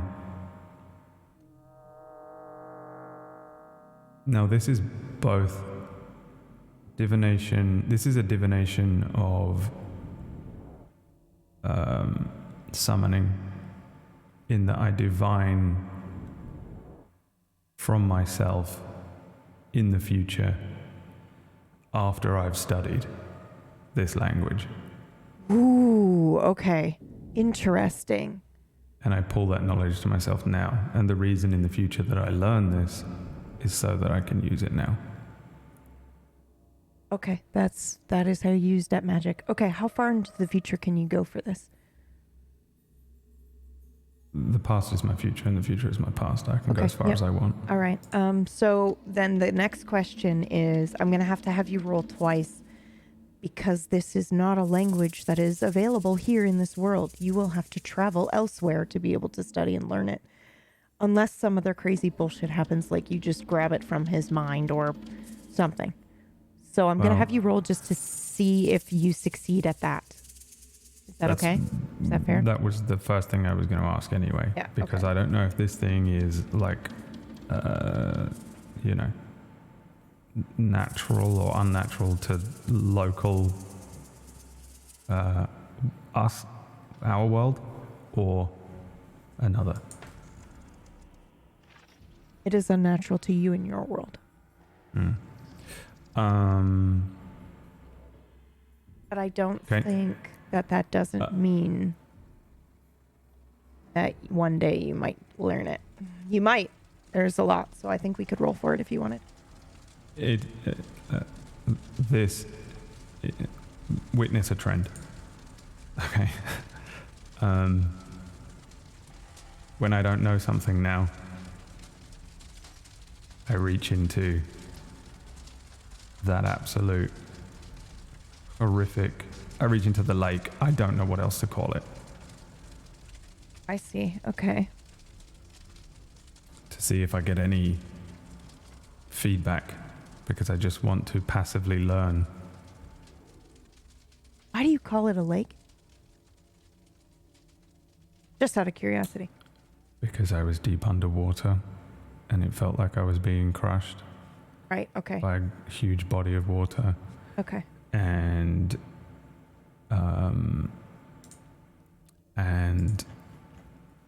there was a lake here, but now it's gone.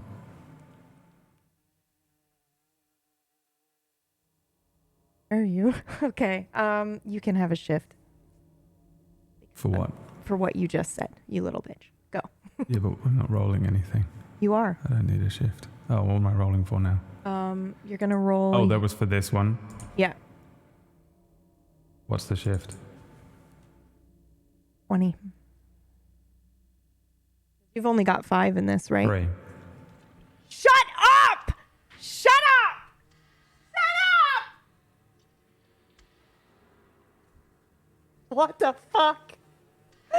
Holy shit. Okay, I guess you fucking learn this language at some point. How? We'll figure it out later, I guess.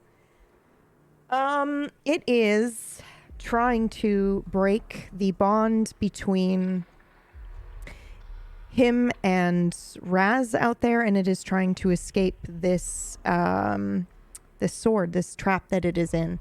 That's not exactly what it's saying, but you can tell by the chanting. It's similar enough to magic that you've used before, that it is trying to break barrier, break boundaries, and kind of cross. But I think because it's a 3, this is how he also goes other places. He's not just trying to get out, he's trying to go somewhere else. He's trying to go potentially back home.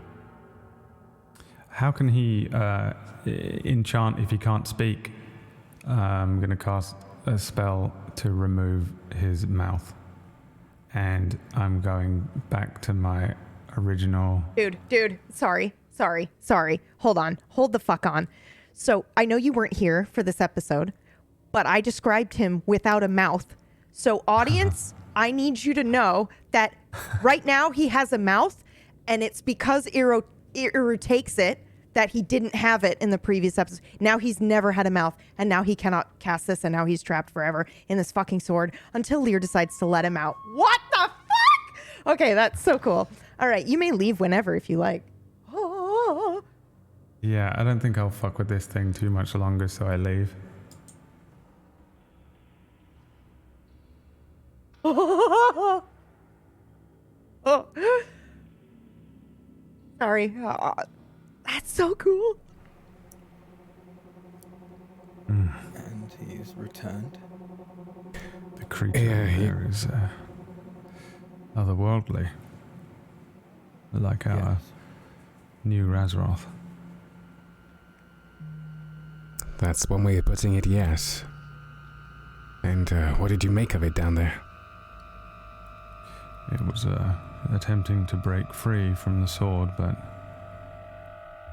in theory it shouldn't be able to now, not until you let it.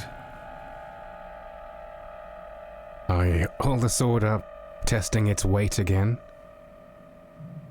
And I look at the apprentice in the eyes with suspicion. And I'll say, we'll see about that, won't we? And I resheath it. It does prove a problem, though. I suppose we're stuck with this Rasroth going into the tunnels. Stuck? What do you mean? While all these many different worlds are no doubt similar, they cannot possibly be exactly the same. And unfortunately, this Rasroth is not exactly the same as ours. And while I'm sure you are a strong fighter, a noble man, you are not the Rasroth that I have put my faith into, so... I understand. And to be frank, from the look of things, and I gesture to the landscape, it seems they had a much better grasp of magic than I did when I attempted it, or so. I understand if you do wish to have yours with you. Mm. I will consult with Vega. What happens when Lear releases the entity? Does it just come for this Raz and then take form and go about its life? Is there a way that we can destroy it? From what I understand, and correct me if I'm wrong, Arufir, but if it is released and we kill it, there's a chance that I die along with it. And if we don't, it will return to my body from where I captured it, and we will die together anyway. Is there no way to do it while it's in the sword? I don't know. The effect could be the same. I would much prefer not to destroy the sword. However, with this creature inside, trapped so it may be, it does pose the limitation that now I'm not really able to use it the way I used to. you can no longer heal. No. Well, I mean, that's not entirely true. I may no longer use my weapon as a conduit to heal the way I have been, but that's neither here nor there. Right. Who is going to stop you from healing? Come again. What stops you from being able to heal with or without the sword? Nothing, like I just said. In the past, I've been using this weapon as a way of essentially being a conduit for people's wounds. Taking it on as a burden and then distributing it to someone else. But now that this weapon is, for lack of a better word, at capacity, I may no longer use it in this manner. I do wonder if there is anything in this world or worlds around that may have similar properties to this weapon. Do you think that you need something like that? I wonder. I know not the origin or history of this weapon. It was bestowed upon me as a gift a long time ago, back when I was in Blakeguard. I believe it was one of my name days. It's been so long. At the time, I just thought it was a nifty gift.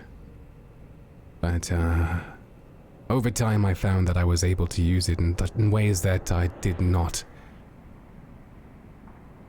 imagine. It's strange to me because it's one of those things that one day it's just a weapon. And then it clicked, I guess, you know?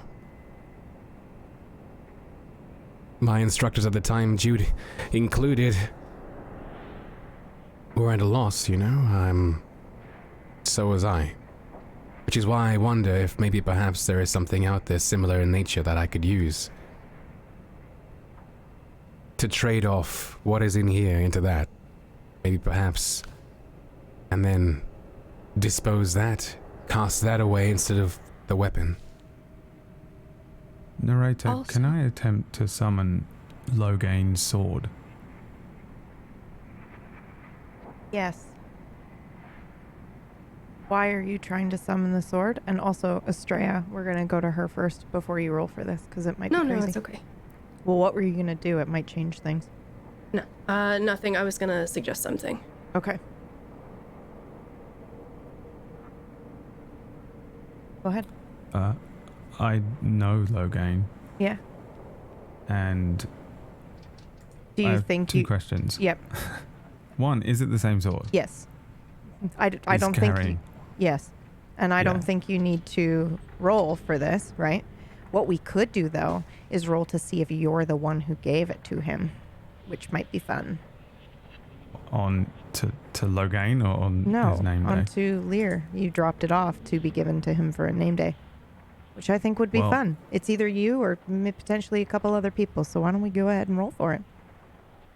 Right, okay. Because I think it would be super fucking dope if it was you.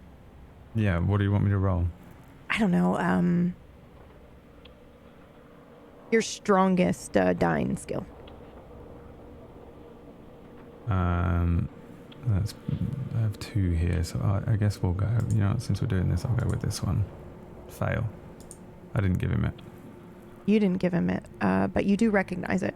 It is Loghain's sword, but that would imply that it is not from Din. Right? It would be... Okay. It'd be from Anatheria, right? That's where they're Yeah. from. Right. Yeah. So okay. there's probably So nothing like it here. right. Yeah. Can I pull that here then? And also, if as I reach down into the earth, and my hand just passes into the earth like I'm passing my hand through water, and then I pull from the earth what would just look to everybody like a copy of this sword that he's been using. Right. But this is newly forged. Like, this is before Loghain is given it. I take that version Okay. of the sword Okay. because I want to check something first. Does it have the thing in it? Before I even do anything, I want to see if this thing has a creature in it. Okay, so this is a twofold question. You're trying to summon a newly forged blade, like right when it is created, before Loghain gets it. Where is it, Irafir? Yes. Do you know? How can you pull it from a place it's in in which you Anatheria. do not know? Okay, so you're going to try to look for an Anatheria. Anatheria. Right, so that'll be Yeah. What was it? it'll be a divination roll for you to try to find it. Will be your 0 for din, right? Or before then. It's 1,500 years ago. Yep. I think. Yeah, that's right.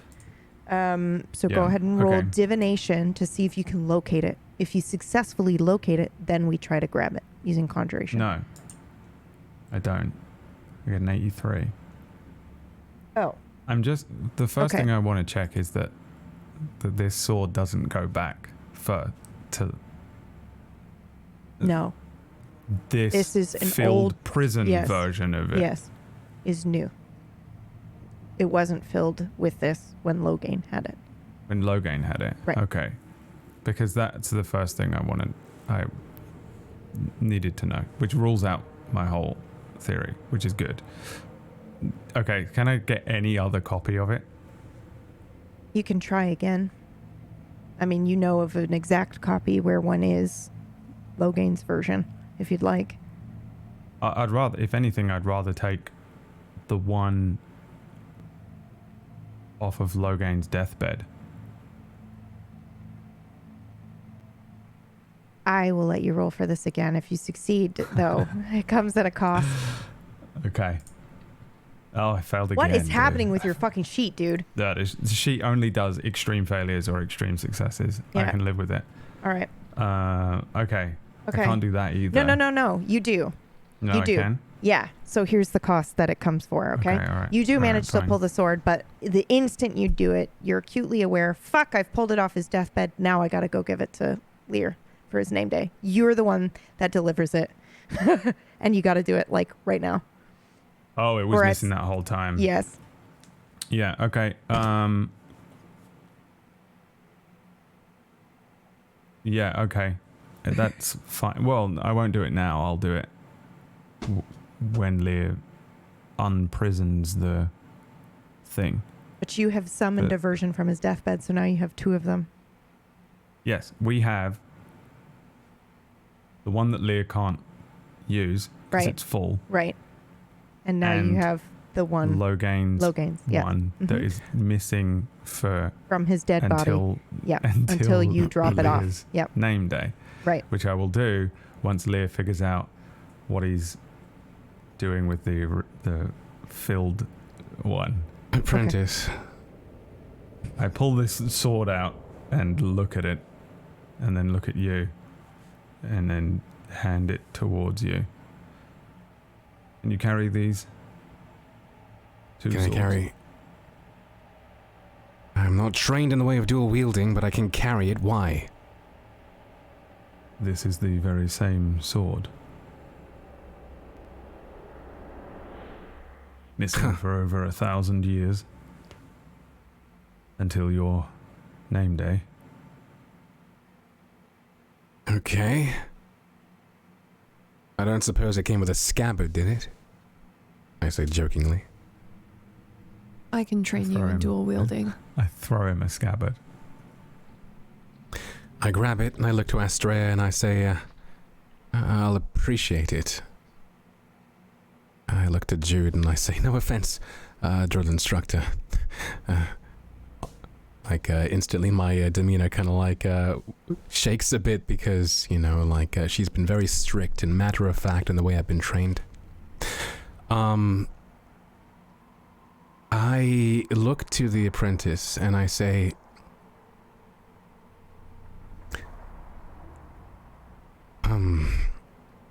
this sword, the one with the demon inside it. Now, I've told you how this works, my magic of the healing, yes? Take that. Yes, go on. for lack of a better word, yes. To another. Yes. I take the burden of the wound from someone else, store it in the sword, and then give it to someone else. Now, for all intents and purposes, there is a someone else in here now. Now, if I was to hypothetically heal someone and just send that on over to you-know-who in here, hypothetically, how dangerous would that be?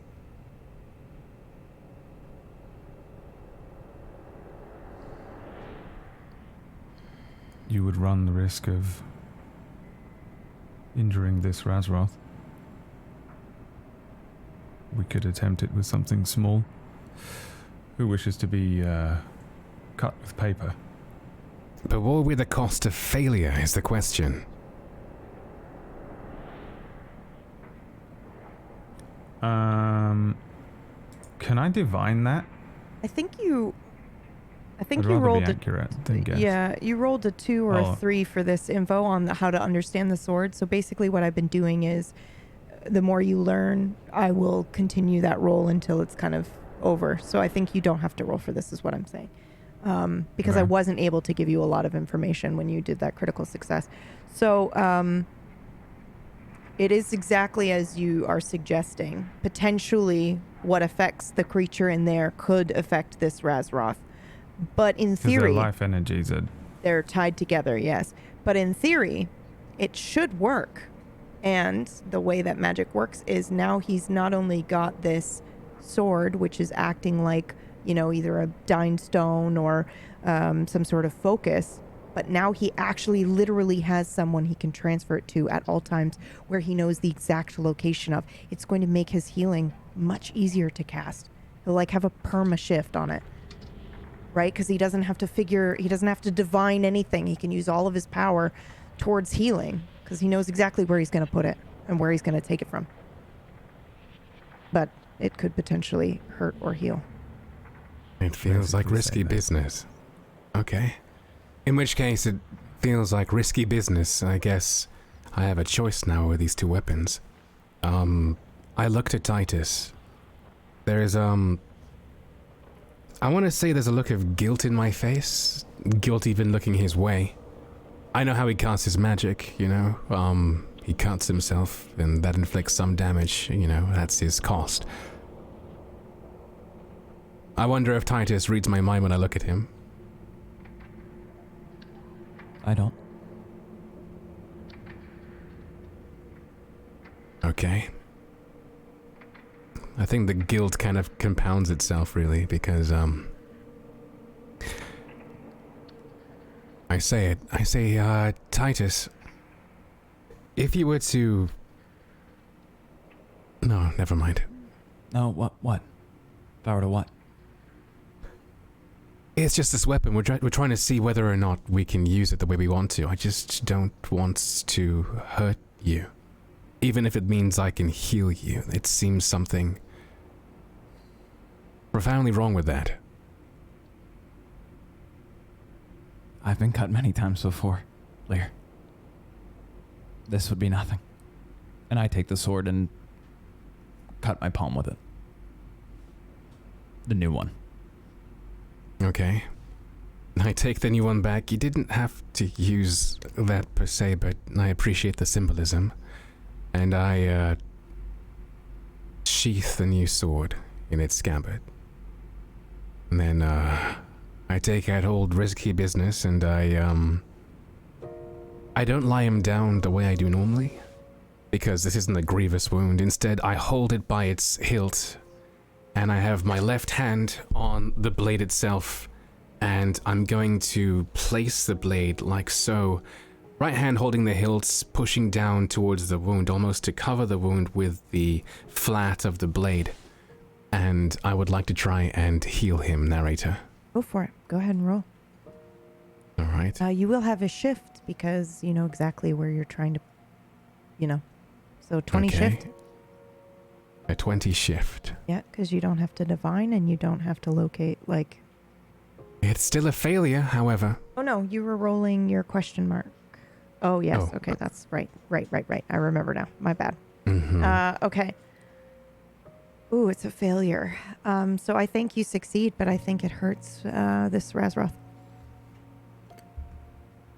I don't react.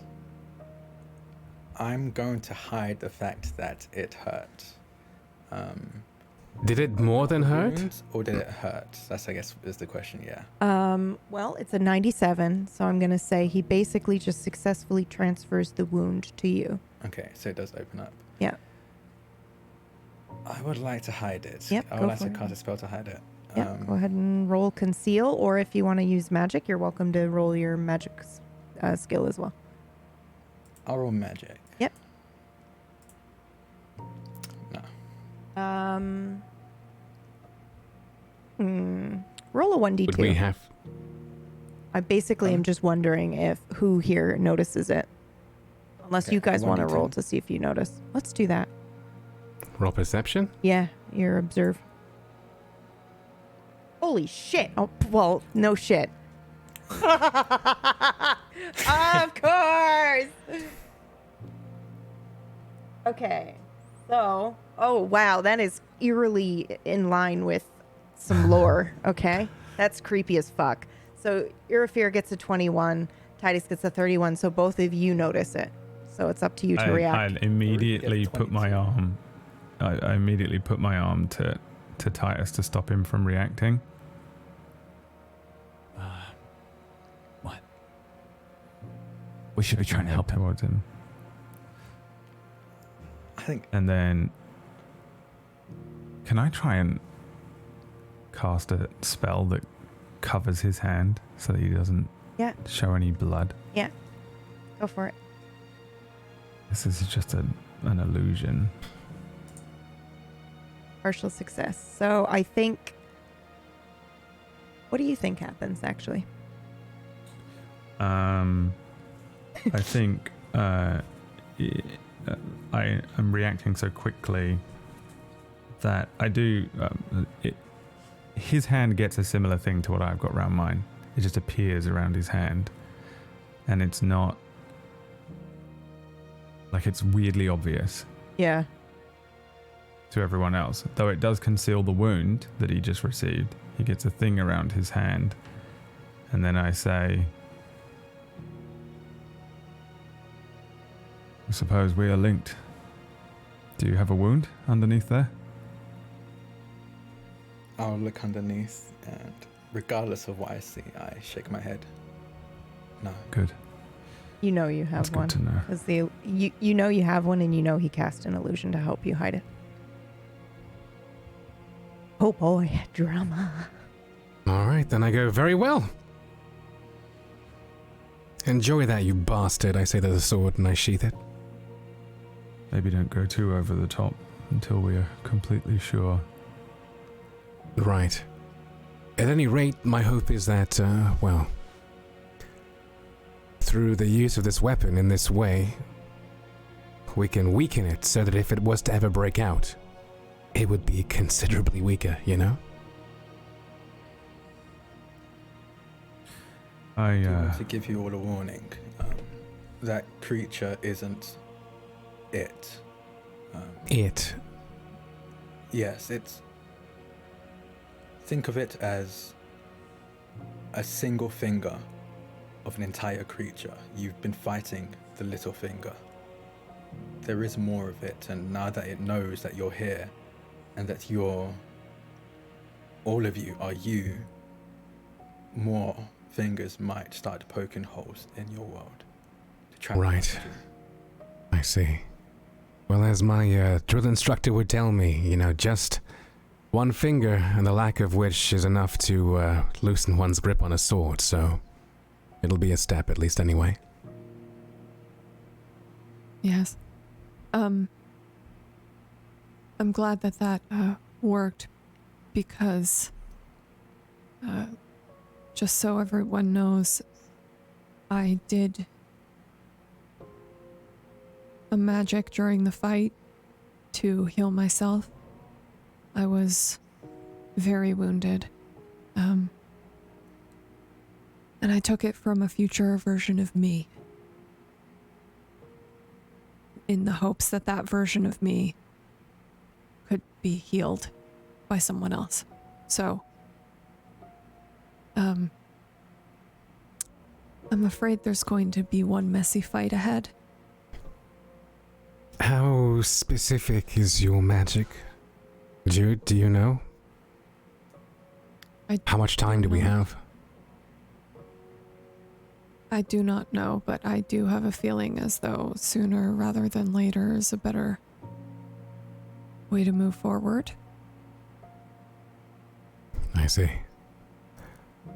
I think I'm gonna drop my stern countenance for a second and walk up to Jude reassuringly and smile. I want to link arms with her and say, well, that's lucky that I'm here with you, and you're never leaving my side, are you? Never.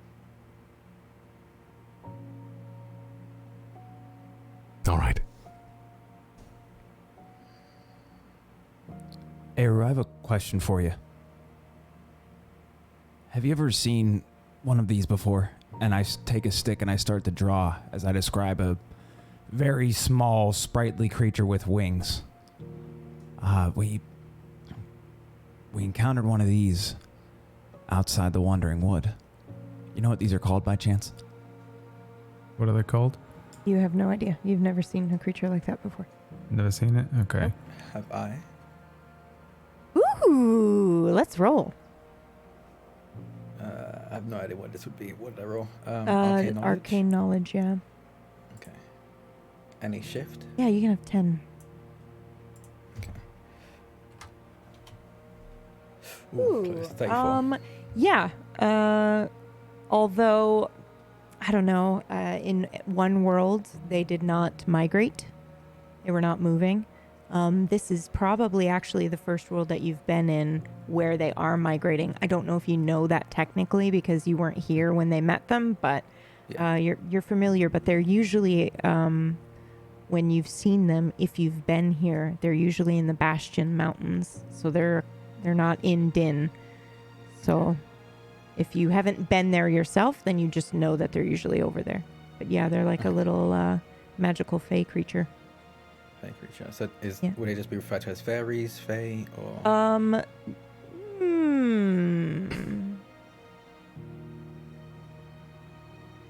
I'll say they are the same. It's Holdrekin, so you would know that.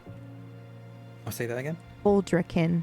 Holdre, and then kin. Kin. Kin. Okay. Mm-hmm.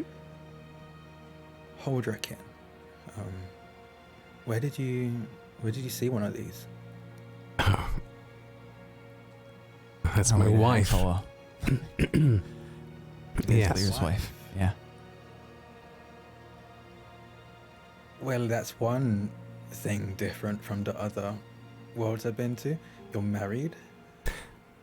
In a sense, I guess, perhaps maybe there's a cultural hang-up here. We met them, and before I knew it, she said, well, you're mine now. Usually you'd think that a sentence like that, said by somebody else with a deeper voice, with a different countenance, would mean something bad, but, I think she, meant it in a good way. Do I know how she meant it? Is this a thing that Holdre can do? Yes, sort of. I think it would be the first time you've heard of them, because usually it's objects. But really, for the Holdrekin, they believe that everything has a soul or a spirit or magic in them that moves and breathes.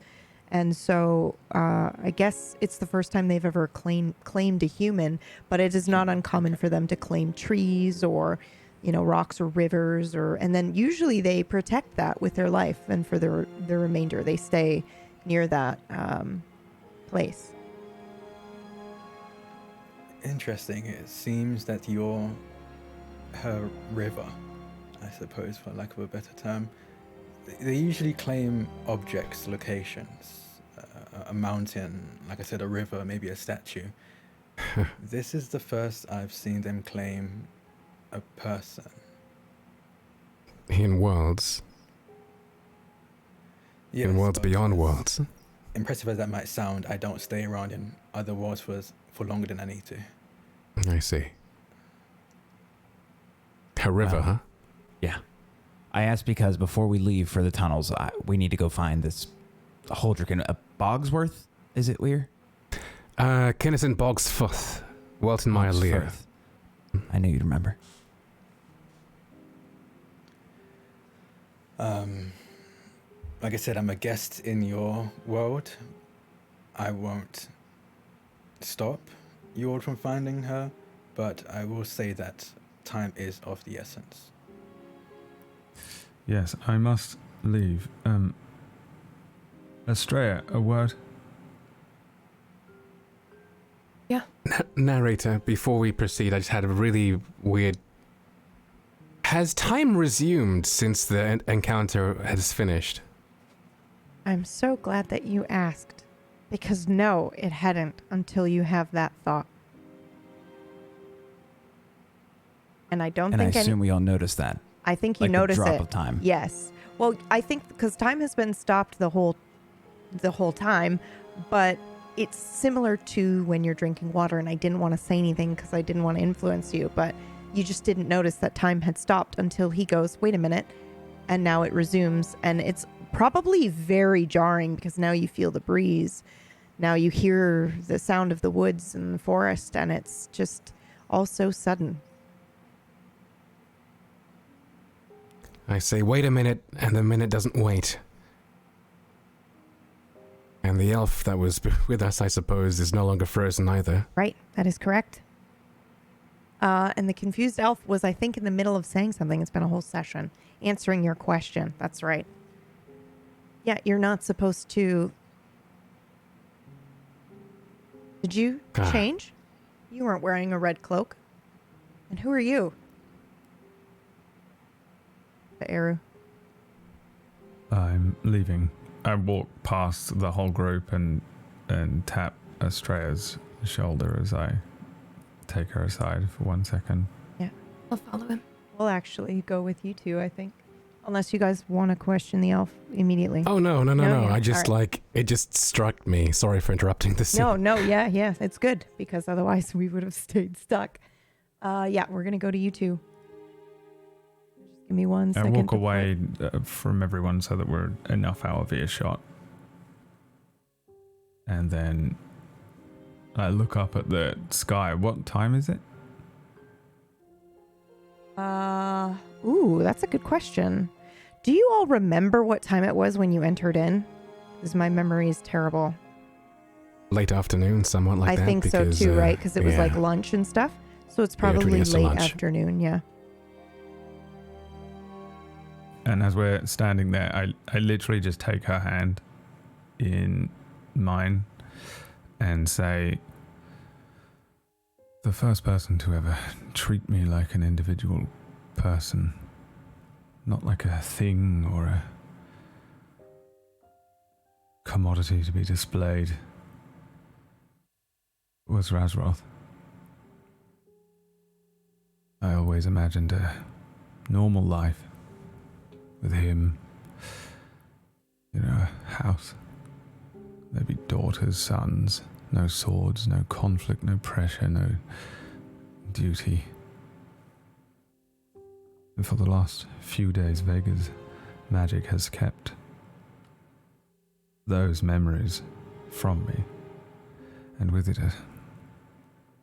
an odd sense of purpose, and I sat kind of unaware of all of you and everything, and it was uncomfortable, but there was none of this fear or pressure.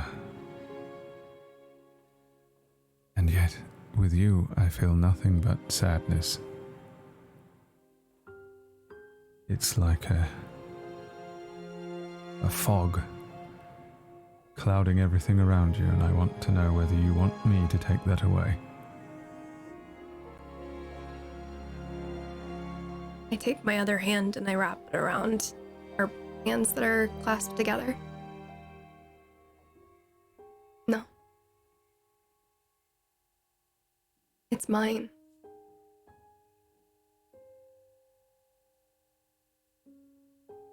And,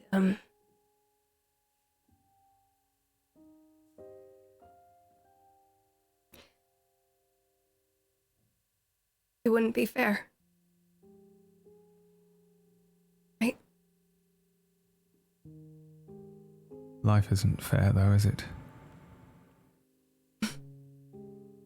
We can change the rules. We can bend them. I can invent them. If you need me to. You are so misunderstood, Aerofir. Well, we do have a very large task ahead of us, so...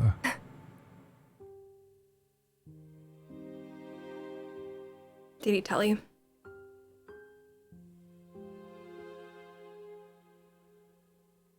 No?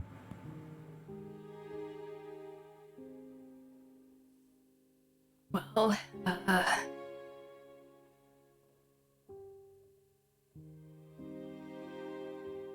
Titus lied. Apparently for good reason. I still don't get it, but...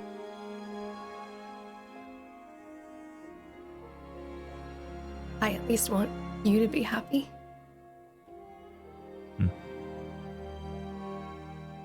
So. Perhaps we can fight to reach that happy ending for us all.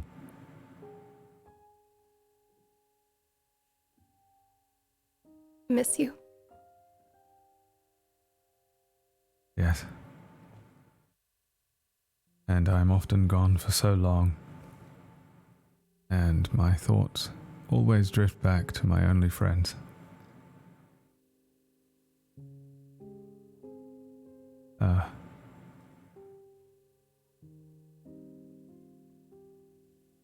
Titus is afflicted with something that I also understand.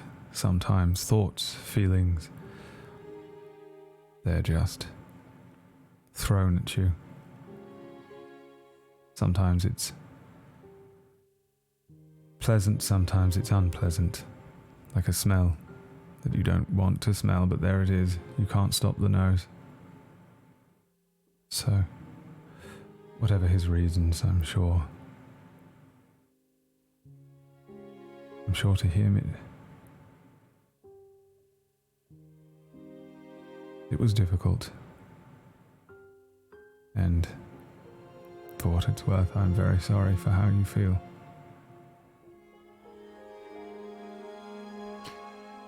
It's like miasma around me almost.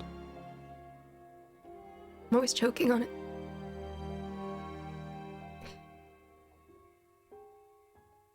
It's not just Titus. It's out of my control.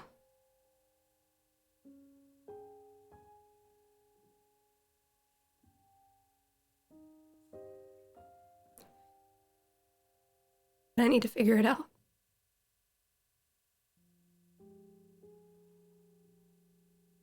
Right? That's my purpose.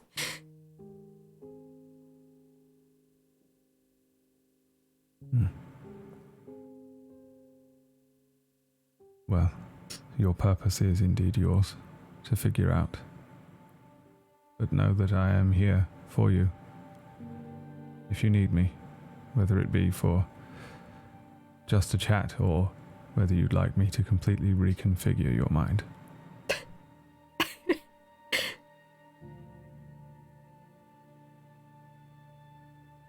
A chat would be good from time to time.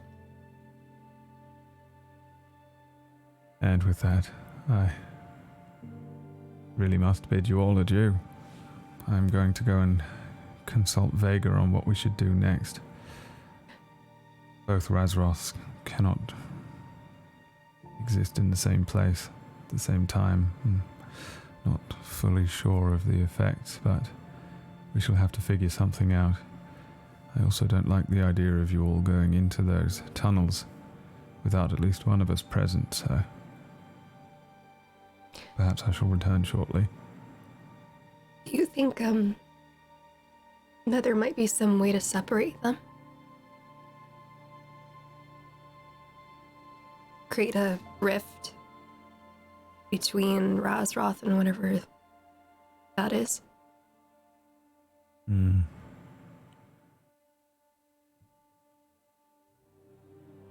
Generally, eventually, I always find a way. And, we have a second apprentice now. I'd like to stop doing everything by myself. And so I will consult Vega as well. Okay. And between the two of us, we shall figure this out. And between all of us, we shall fix this. Or stop it. At least. Goodbye, You will find happiness. I don't need to divine that.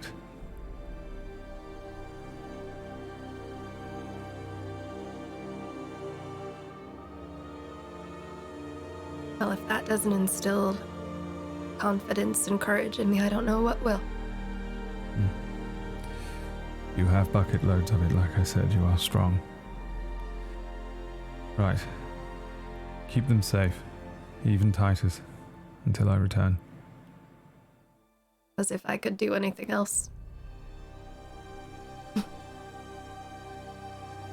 No, Estrella, stay. Can I know you're breaking the fourth wall here a little bit, Faye's dying of COVID. Can I ask you some questions? Is it okay on your throat? Okay. Yeah. I need you to roll for me because I think you are one of the few that might be able to intuit what's happening between them. The sword, because you have something similar. Hey, is that going to be with something with Dine? Yes, and I will let you lawyer me, but I was originally thinking arcane knowledge, but technically it could be your skill itself. Well, I think that if I do have some sort of a connection to it, that putting those two parallels together and trying to kind of put them side by side, Yeah. I might be able to make more sense of it, which has to do with my main skill. Yeah. I think either will work, but the result will be how you get the info will be slightly different. So roll whichever you like. Depends on how badly you want to know, I think.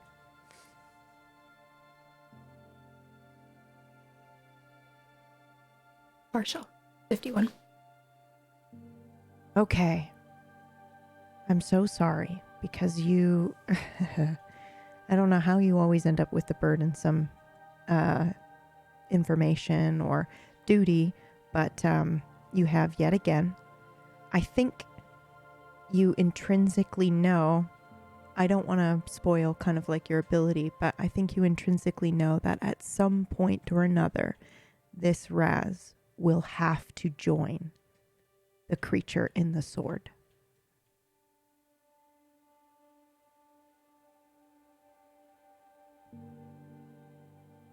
I stumble a little bit at the realization, and I just sit down and I cry.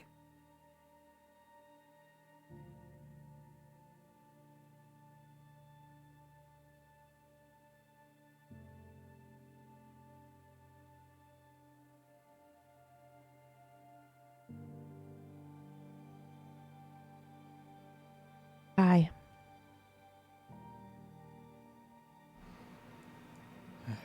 Do you think you know this as well? Yes. I've gone through many worlds, fully aware that at some point, if I'm lucky, I will die protecting the hope. I have an offer for you. I'm willing to listen. Okay.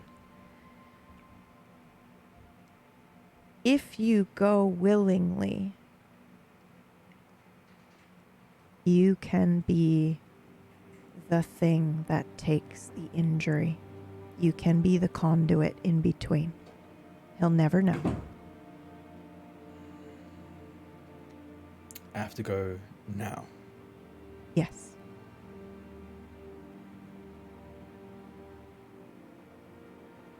You will never get out. You will never see the outside world ever again. This is not some sort of trick where there is an exit. You basically will become one with this creature in some new form. It will never be able to go back, however, and it will never be able to share the information of Lear's location. I think that last part was the important one.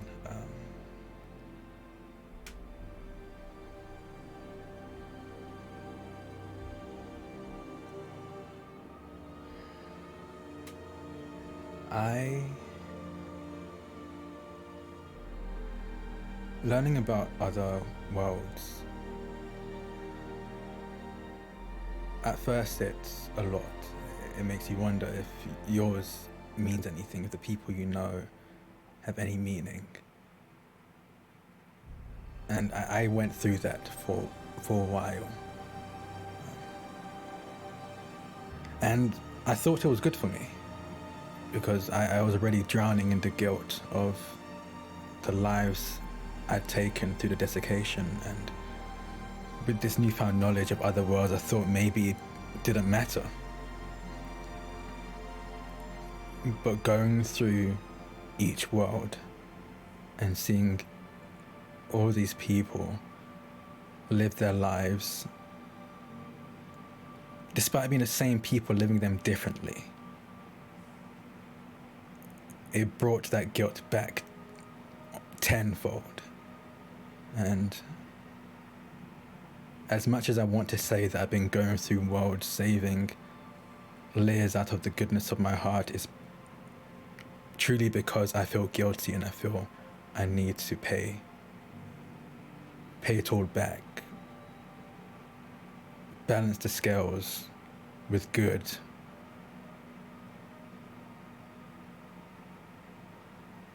And I think this might be what I need to balance the scales.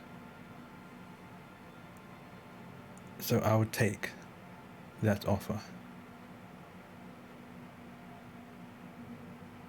Okay, I would love to give you a moment to say goodbye and then choose how you release yourself into the sword, but I would like to give you one more piece of information before you go, since you have agreed to go willingly. All of this was important. You coming here mattered. You are going to help, hopefully, close the wound by being in this blade. Your power will be useful to him in here.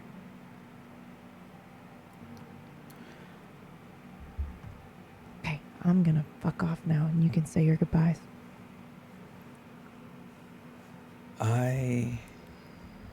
First I walk up to Titus.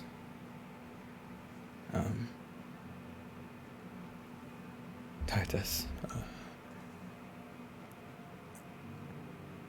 Pardon the, I suppose, awkwardness. I didn't have you for very long in my world, and it's been a while since I did. But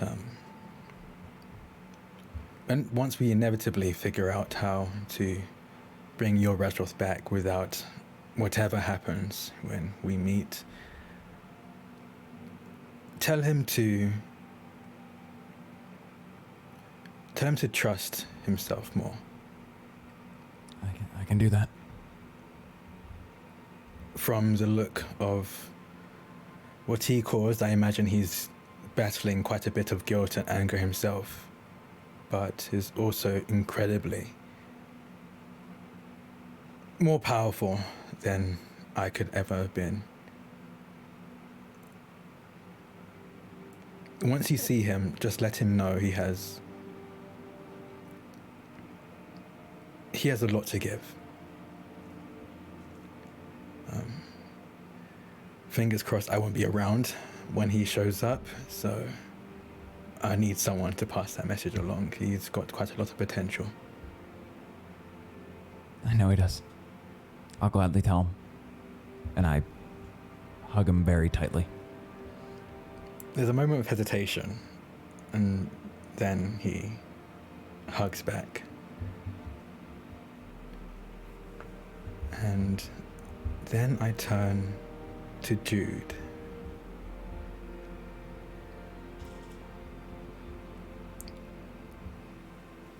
Jude, I've spoken to many of you. All of them incredible. Every single one of them, but I don't think I've met any who fight with as much passion and love behind their blade as you do.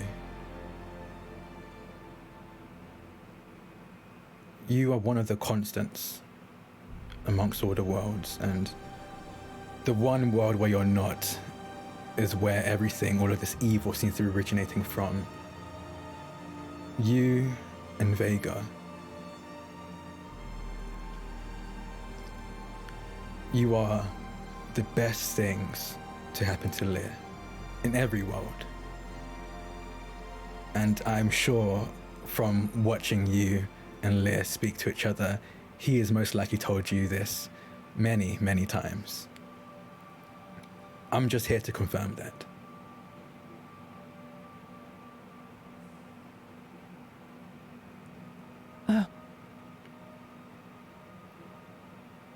Thank you. I think you, give me far too much credit. Clearly you don't give yourself enough.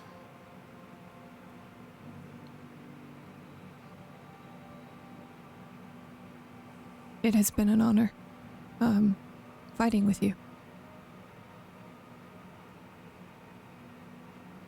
Keep fighting, okay? Yes. You too.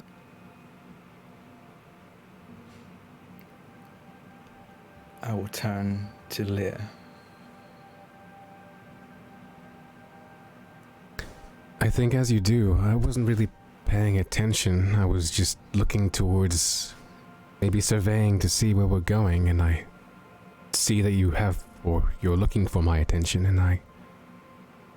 Rasroth? Brother.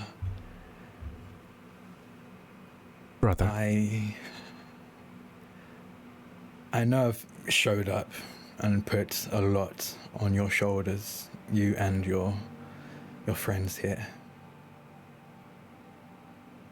And I don't mean this in a way to imply that I think you doubt your ability or your power, but I am here to assure you that all of the layers I've come across in all of the worlds I've been to,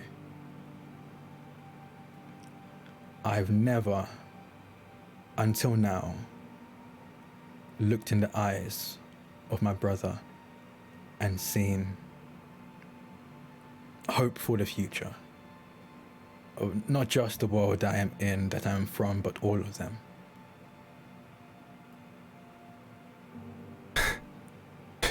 Surely you put a bit too much stake in me, brother.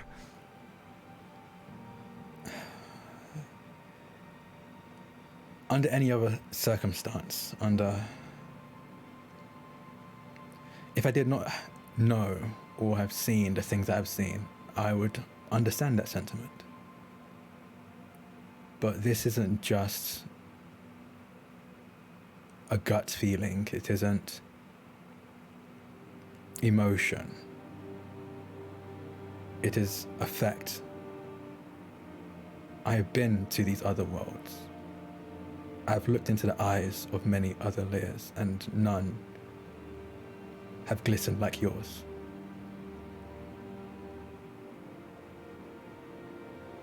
You have incredible power. And you have incredible people by your side. I will agree with you with that. I am forever counting my stars. I'm so lucky to have them. All of them. You know, you included now, right? Yes. Yes. And even when I do need to leave, because at some point I will, I don't think your Rasroth would be happy being kept from his wards for so long. True. I'm just about getting used to having a brother, let alone 2 twin brothers. One can dream though, right? Yes. But when I do need to leave, just remember that no one can stop all of you. Protect everyone here. Because I know that they will lay their lives down to protect you. As will I. 100 times over if I must. That much I swear to you, brother.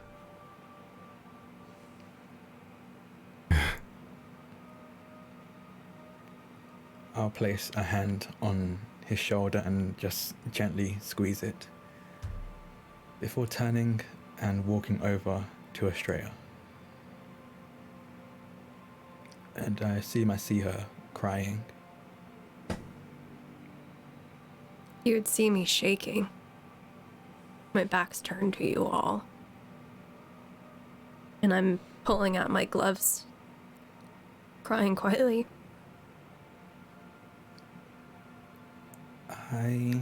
I sit down beside you, my back facing the rest of the group as well. And I look out into the distance. I don't make eye contact with you. I take it you are aware of the bond between me and what lies within Leah's sword? Yes.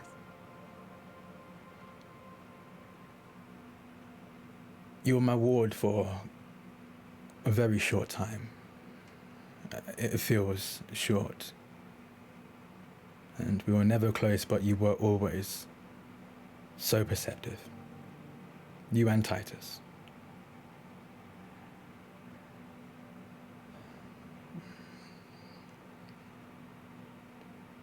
I'm sorry.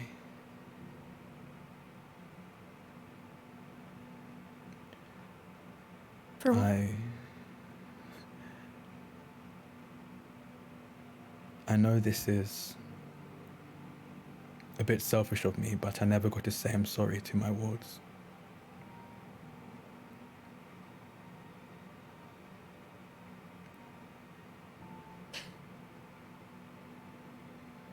Just because you're not this world's Rasroth doesn't mean you're not my Rasroth.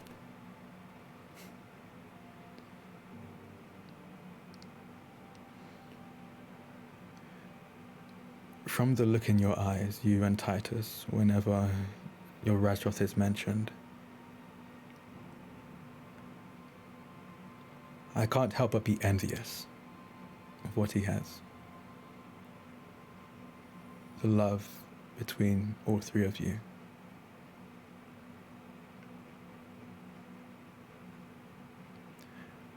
If he is anything like me, and I have many reasons to believe that he is better than me,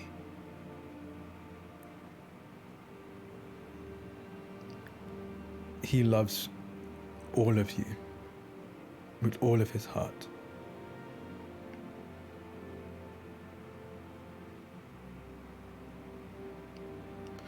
But he's also hot-headed, angry, guilt-ridden.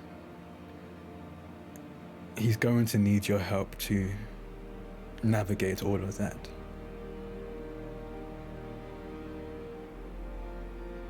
I put my head on your shoulder. rest my head against yours.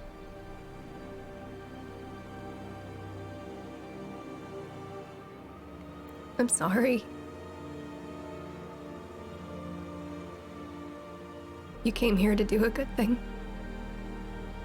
And you're getting punished for it? No. I'm finally paying a debt that I owed for a long time now. I think I will be at more peace than I have been in a while.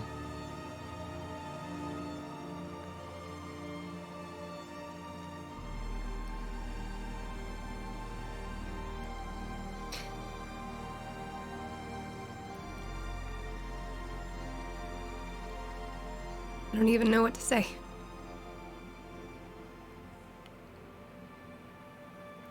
I'm just Just be sad. there for Rasroth and Titus. Okay?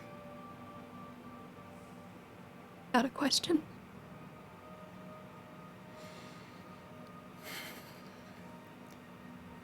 And I stand up and look to the rest of the group now.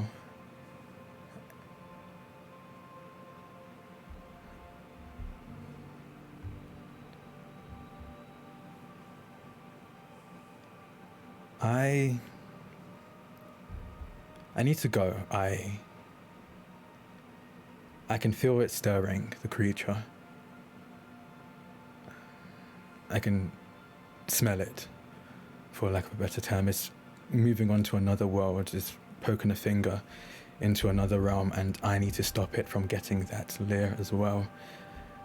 That will hopefully make them less powerful when they inevitably come up against you. Go where? When? That is a question I'm never entirely sure. I just follow the path that they borrow and hope to be enough of an obstacle to fend them off. Before you go, I'm gonna scramble through my bag. I'm gonna pull out one of the little wooden carvings of the seer hearts. I'm gonna hand it to you. Thank you. Incredible craftsmanship.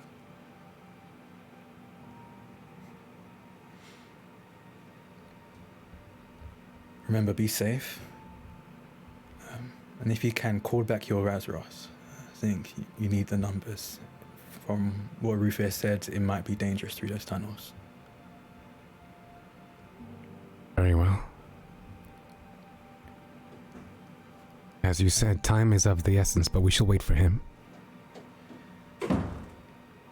And I want to just teleport. I'm obviously not leaving the realm, but I want to teleport out of sight, just somewhere away. Yeah, so they don't have to see it.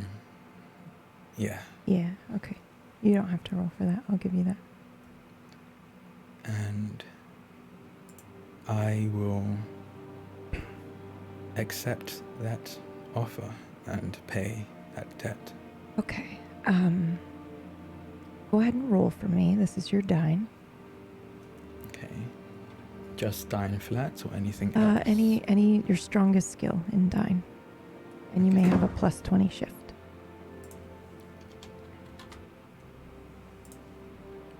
Okay. Success. You have control over how this happens. It is quite painful, however. You're essentially not just going into the sword, but you are becoming a different creature. You're going to retain your identity, but I mean, so is the other thing. It's just like this new being that you're going to become. So what do we see? So I think to any other person, if there were any bystanders, anyone walking by for whatever reason, seeing Rasroth in Leyshore, to them he just disappeared. just was there and then gone. Right. But to Rasroth, when he uses his magic, when he closes his eyes, he sees strings, threads connected to everything, and he uses that to cast his magic, and thick ropes, not strings, not threads, ropes, which then tend to change, seem to burst out of the sword, invisible to Leah, but very visible to Rasroth, and they chain themselves to Rasroth, his arms, his legs, and clasp around his throat, and he's very violently pulled into the sword. Again, to everyone else, unless they were specifically looking for this, unless they had the eye for the arcane, they just seem to see Rasroth disappear. But in the sword, I suppose I would describe it cinematically, the camera pans into the sword, into the realm that this creature's being held in, and you see this creature, and the camera pans even further into the creature's head, and in the creature's head you see Rasroth and another representation of this creature bound together by chains, back to back, trying to fight against each other constantly in a, maybe for now, eternal struggle. Yes. And despite struggling, I think I am smiling. I have smiled, I've laughed with this group, but it never quite reached my eyes. But right now I'm smiling and it has reached my eyes.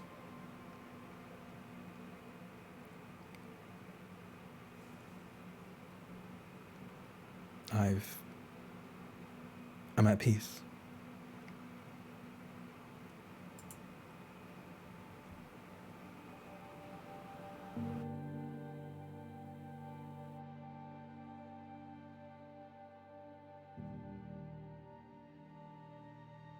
And somewhere in an other world of din, after an arduous 6 months of desiccation,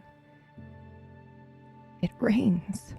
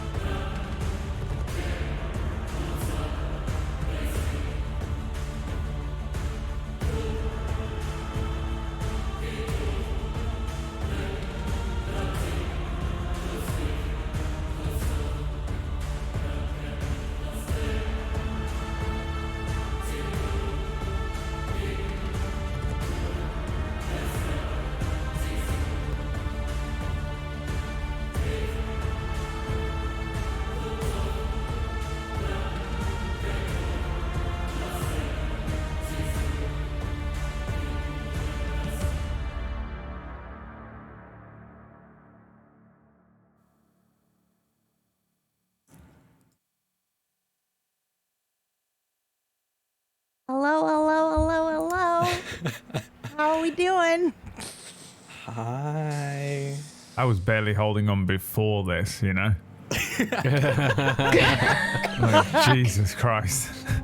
Faye said I was too nice last episode. So I said, you know what?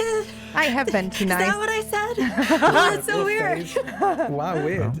Faye, you should just take all of the blame for that one. That's all your fault. Yeah. Just hold on to that guilt. I have COVID. Be nice to me. I had COVID too. Get over it. Yeah. Who's first? Johnny. Stop it. Hello there. Not okay. You people are too in Sure. Hey, I'm JohnnyBlamz. If you want to see me do the roleplay stuff, you can follow me on my channel and find me on Twitter. Today was chaotic and with such a different dark energy. it was oppressive in the best of ways. It was a really fun episode to be in, and it was really fun to watch. It's really fun to see Iro back. I'm sorry, but I have to fangirl on the sidelines over here. I was so happy to see Iro back. Yeah. Thanks for having me. This was a blast. I'm gonna pass it over to Faye. Hi, everybody. I'm Fhaelin. I played Estrella in Brynguard today, and I cried a lot, as is like the canon, I guess, for her character. Yeah. So and for me in real life. Ooh. Somebody clip and gif it. Anyway, you can catch me on my channel, playing all sorts of games. I do a lot of roleplay on there too. Phaelin, Phaelin on Twitch and Twitter. But wow, what a heckin' episode, dude. I've been sucking up all the Brad being on the show with the straw today. I was very happy. Yeah. I was like sitting there painting my nails, just like listening to the two of you go back and forth. I was like, but yeah, everybody did awesome today. Make sure you go ahead and you follow Table Story and all these wonderful people. And I'm gonna throw it on over to Rasroth. Hi, I was Rasroth in Leyshore and Rasroth in Brynguard today. But I'm never going to be one of them ever again. But you can find me on Twitter. Guess which one? You can find me on Twitter at Drakoniques, that's Drakaniques. God, it was a ton of fun. I came in fully like, people already told me like, the chances are this character's not going to survive. So I was like, fuck yeah. I actually rolled a d4 Really? to see how many episodes you would survive, and I'm sorry, I rolled a 1, and I was like, well, I love it. I love it. okay. Anyone who DM'd me for a long time, they know that I'm a glutton for character deaths. They're just, it's very masochistic of me, I know. But Just kill me. But yeah, no, it was a ton of fun getting to play this Rasroth for a different time, and getting to play on like their relationships with people that technically hasn't seen or really has had his own for years. Yeah, no, it was fun. I'm gonna throw it over to Brad. Oh.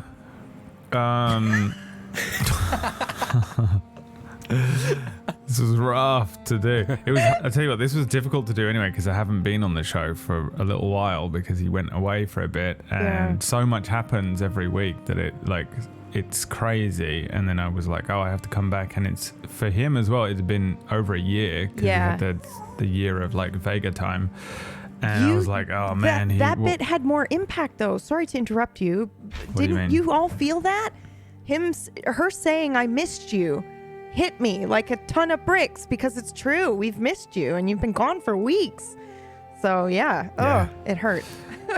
Yeah. So like I was kind of trying to think like where would his head be at, and like the first person he sees is Rasroth as well, and he was, it's like that whole thing of like how much of that is like going to affect him. And then you hit me with like, oh, you've just been presented with the most terrifying thing ever. Yeah. And then And you're gonna immediately keep using it.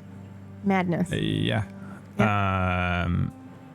Do something that scares you every day. Like use this horrific magic. It's good. It's good. It's a good Or taxes. Yep. And yeah, and so it was really cool to come back and like get to talk to everyone. And I really didn't want to like overtake, but I also was like, man, I have so many things that I have to like get across to all of these characters. I really wanted to do like a one-on-one with Titus as well, like I got with Estrella, because for Erufir, like he really wasn't sure if he could save Titus, and that killed him because he was completely convinced that he was going to pull Estrella and Titus at the beginning of this campaign. He didn't. Yeah. It was his first massive failure, and for the longest time in the beginning of this, Erufir's sheet is fucked. We're gonna make so a new weird. one. I have to know if so it's weird. you or if it's the it sheet. worked for KPP on the other show that we did. We're gonna make a new one. But either way, I actually attributed all of those failures to like that one thing. Like, I think when he failed to pull Titus He's just along had with that Estrella at the self-doubt. beginning, it rocked him, you know, and he was like, whatever. So for him, seeing Titus again is like a big deal, but I also just was like, I think probably we might see, I'd like to maybe grab him at some point on this journey, maybe next week, I don't We've know. got time. Yeah, and they're probably going to be able to have a proper chat because I'd like to explore that because it was one thing I wanted to do. But I also knew that like he'd have to come back, he had to apologize to Jude because it was a whole thing, but he really needed them to fear him like the way he feared himself. He really needed to prove to them that he could just show up and pull someone's heart out, let alone whatever the fuck is going on. Yeah. And so like that was one of the motivating things, which obviously they're going to dislike him for. And was like a whole thing, so he had to apologize, and then he's got the conflict with Leah, and then he wants to be like, hey, new Rasroth, what the fuck is the deal with you? I don't trust that you're not one of these fuckers, you're the other one, you know. So he had to check this guy because he just doesn't trust that, you know, he's disguising himself. And obviously as well, he really like that the miasma that Estrella was talking about, he sees it on her, and he's got twofold. Like, one, can she even fucking do her job? You know, like that's one of the things. It's like, do you need me to do this so you can function? And also, it's just like, I think Estrella and Erufir maybe have like an emotional bond because she's like the only person that knows about the Rasroth thing, and maybe they have these like midnight chats. You can imagine it in the past. They've had this side of Erufir where he actually connects with someone emotionally. And I think Estrella is that for him. So that I think would be important to him to do. So I was like, I had all this shit that I had to do, and I was like, oh man, I don't want to just like show up and just be like, but it kind of ended up being that way. And I loved it. And it was, it was so much. It was so cool to watch everyone go through all of the different things, and then to just watch a Rasroth leave and just go to a peaceful death-ish. That's not peaceful. Yeah, right, but he was at peace and stuff. Yeah, he's at peace with it. But Oh, there was so much to it. It was so heavy. But I really enjoyed it, and I'm glad to be back. Yes. And also, I'm also just for one, like, finally, you guys know as much as Eru knows. Yeah. You know, so like everybody's on a it's level just- playing field. Yeah. Yeah, like Eru had some of this stuff before, but really was just kind of figuring it out for himself. And now I can just be like, I don't know, guys, you fucking tell me. Fireball. So I don't know. And that's it. I don't stream anywhere else or do anything, so just follow Mirggles. Hello. Oh my Yep. God. Are you mad at me? What? Are you mad at what just the happened? fuck? I can see it on her No. face. Are you upset by Not what a- I've done to Raz? Well, Mirggles is actually in my DMs right now telling me how I'm like, I dissatisfied can't she is with fucking your believe what she just said to my favorite character. No. No, I mean, first of all, I'm having like an allergy attack. Okay. so I'm trying to hold it Sure, together. buddy. Pretending. This She's planning my cat murder. hair. What am I supposed to say? This episode was absolutely insane. Some of the best RP, like just the best RP, just the best RP all the time, forever, always. And it's like the most insane thing to witness. And you think you'll be like, oh, episode's done, or like, oh, we're winding down. What more could happen? And then it's just like Oscar-winning performances for the next 30 minutes. It's absolutely insane. Y'all are so good together, like as a group, obviously, but those one-on-one scenes sometimes are just like nuclear bombs. They're so good. Sorry. Insane. And yeah, Drac, fuck you. And that's who I'm really angry at. And thank you so much for having me. That's all I gotta say She about is it. angry. I'm not. I have the most, Rasroth 2 has the most tragic backstory. I had it like the moment people was like, hey, do you want to play another Rasroth? I'm like, yeah. Can he die? yeah. As long as he dies. As if Rasroth doesn't kind of already have a tragic backstory. Right? Mm-hmm. Like, they were like, oh, let's make it worse. Make one that's even worse. Make this one feel lucky. Yeah. Yeah. Hey. Perspective. Just smile more. You know? You could be chained to the back of a demon inside of a sword for all eternity. Yeah. Yeah, your life's not that Exactly. fucking At bad. least you're not that. It's like some serious berserk shit, and I love it. No. Is that our new way to gaslight current Raz? We'll just keep telling him like, hey, it could be worse. It could be worse. It could be Yeah, the worse. other half didn't have could be in there. So. You want to trade? We like that one better. Finish your dinner. There's a Rasroth somewhere who can't eat anything.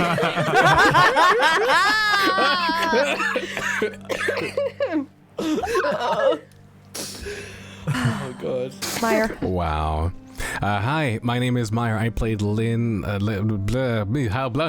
name is Myre. I played Leah Vin Blakeguard today. That was interesting. Thank you, Brain. You're welcome, Myre. Played Lynn Vega.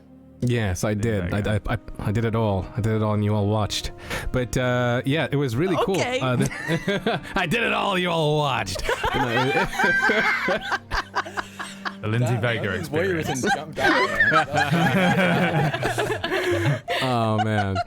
But you know, it was a really, really awesome episode. Like I felt like maybe it was getting a bit too layer heavy, and then I was like, oh my god, thank God.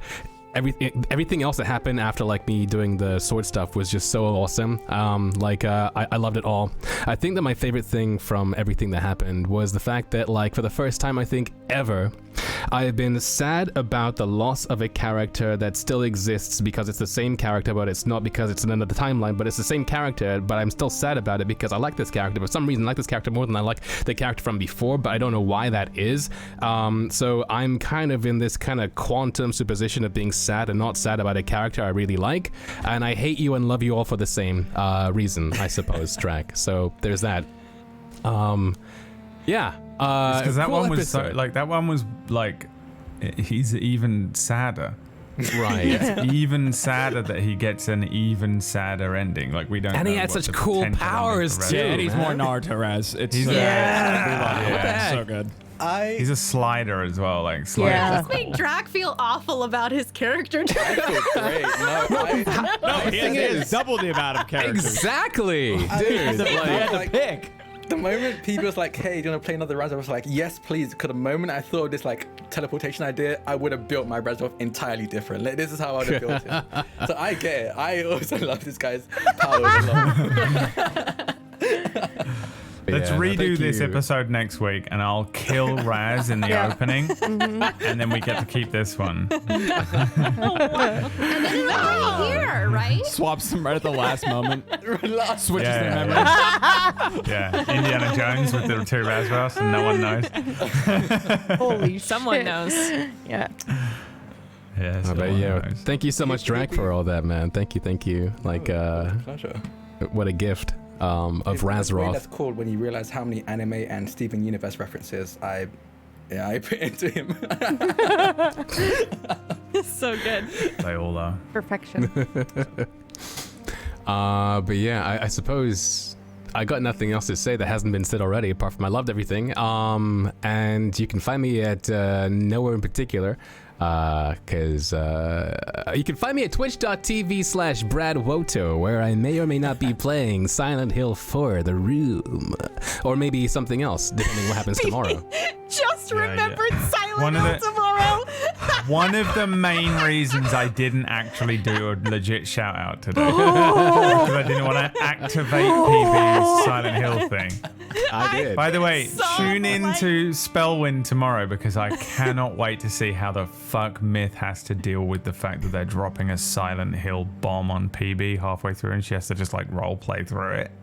No, he has to take a break. He has to just early, like short episode. We have break, agreed that something he will like go to break when the announcement is happening, but Okay, there's no good. guarantee I might just won't create him a immediately whole new break overlay down. that is just a Silent Hill React overlay. Do it. It just goes to break on Spellwind but comes back as a Silent Hill announcement reaction channel. That's a good idea. All the titles change. So random. We should totally do it. I think I We got should time. do it. 1,000%. Yeah. Poor myth. Because I know, listen, I can't think about it too much or I'll jump off my balcony because I feel terrible about destroying. It's myth. Like, He's lovely. He's not I going to know, care. I know. You wouldn't Oh, care if rude. it happened I now. wouldn't. I wouldn't. I would probably that's do what what you you gotta think suggested. about. I would just make it a thing. I'd be like, all You'd be right, like, it's time. yeah. Ah. It's the same thing. Okay. It's Wait, your is turn. it's my turn. Okay. Yep. Thank you so much for watching. Please rate and review the podcast. I'm not kidding. Faye told me I was too nice last week, and I went away and I was like, you know what? I have been too nice. I did actually think that Raz was going to die. I knew that the moment it happened because equal trade, and that's just how it works. But then today, as the episode was unfolding, I was like, ooh. He's got to go this episode because I rolled a 1, and how do I want to do it? And then as things were going with the sword, I went, holy shit, this would be fucking horrifically tragic, but awesome. So that was I pretty tried fun. to save him. You did try to save him. I thought it would be cool if we squirreled him away in a town somewhere and then he came back. Yeah, Someday. it would have been pretty cool, but he already paid his price. Anyway, that's it. It was so my plan, by the way. I was literally just I was like, oh, I have a really important task for you. And then I was going to drop him off in a town and be like, live a good life. You know, live the life that you were never given. And then I was just going to grab out Raz and be like, guess what? You're back. You've been drafted again, boy. Just drinking wine like, oh, right now? Okay, cool. Right now? Okay, it's time to go. He's completely sloshed. Yeah. Him and Vega are playing Street Fighter 2 Turbo. Yeah. By the fire. You're back in. You two, go. That's it. I'll take us out now. I'm PB. You can watch me losing my mind tomorrow about Silent Hill. And I'm losing it right now thinking about it. So I'm going to take us out. Okay, bye. Bye.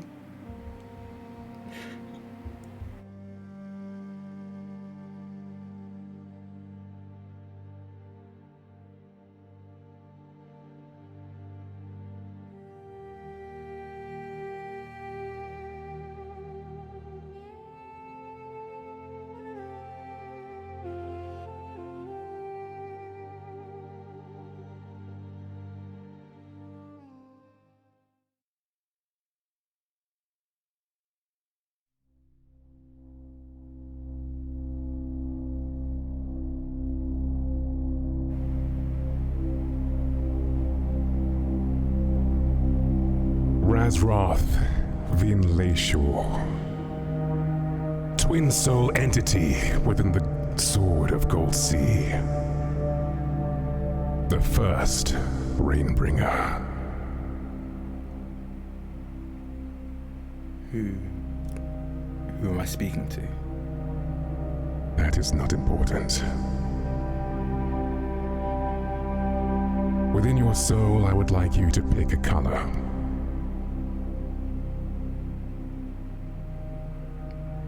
Black. Very well. Outside the Sword of Gold Sea, still sheathed in Leah's possession, the once horrid red runes that thrummed with an evil energy dug her out, and then thrum and spark with the light of Rasroth Vin Leyshore, the first Rainbringer.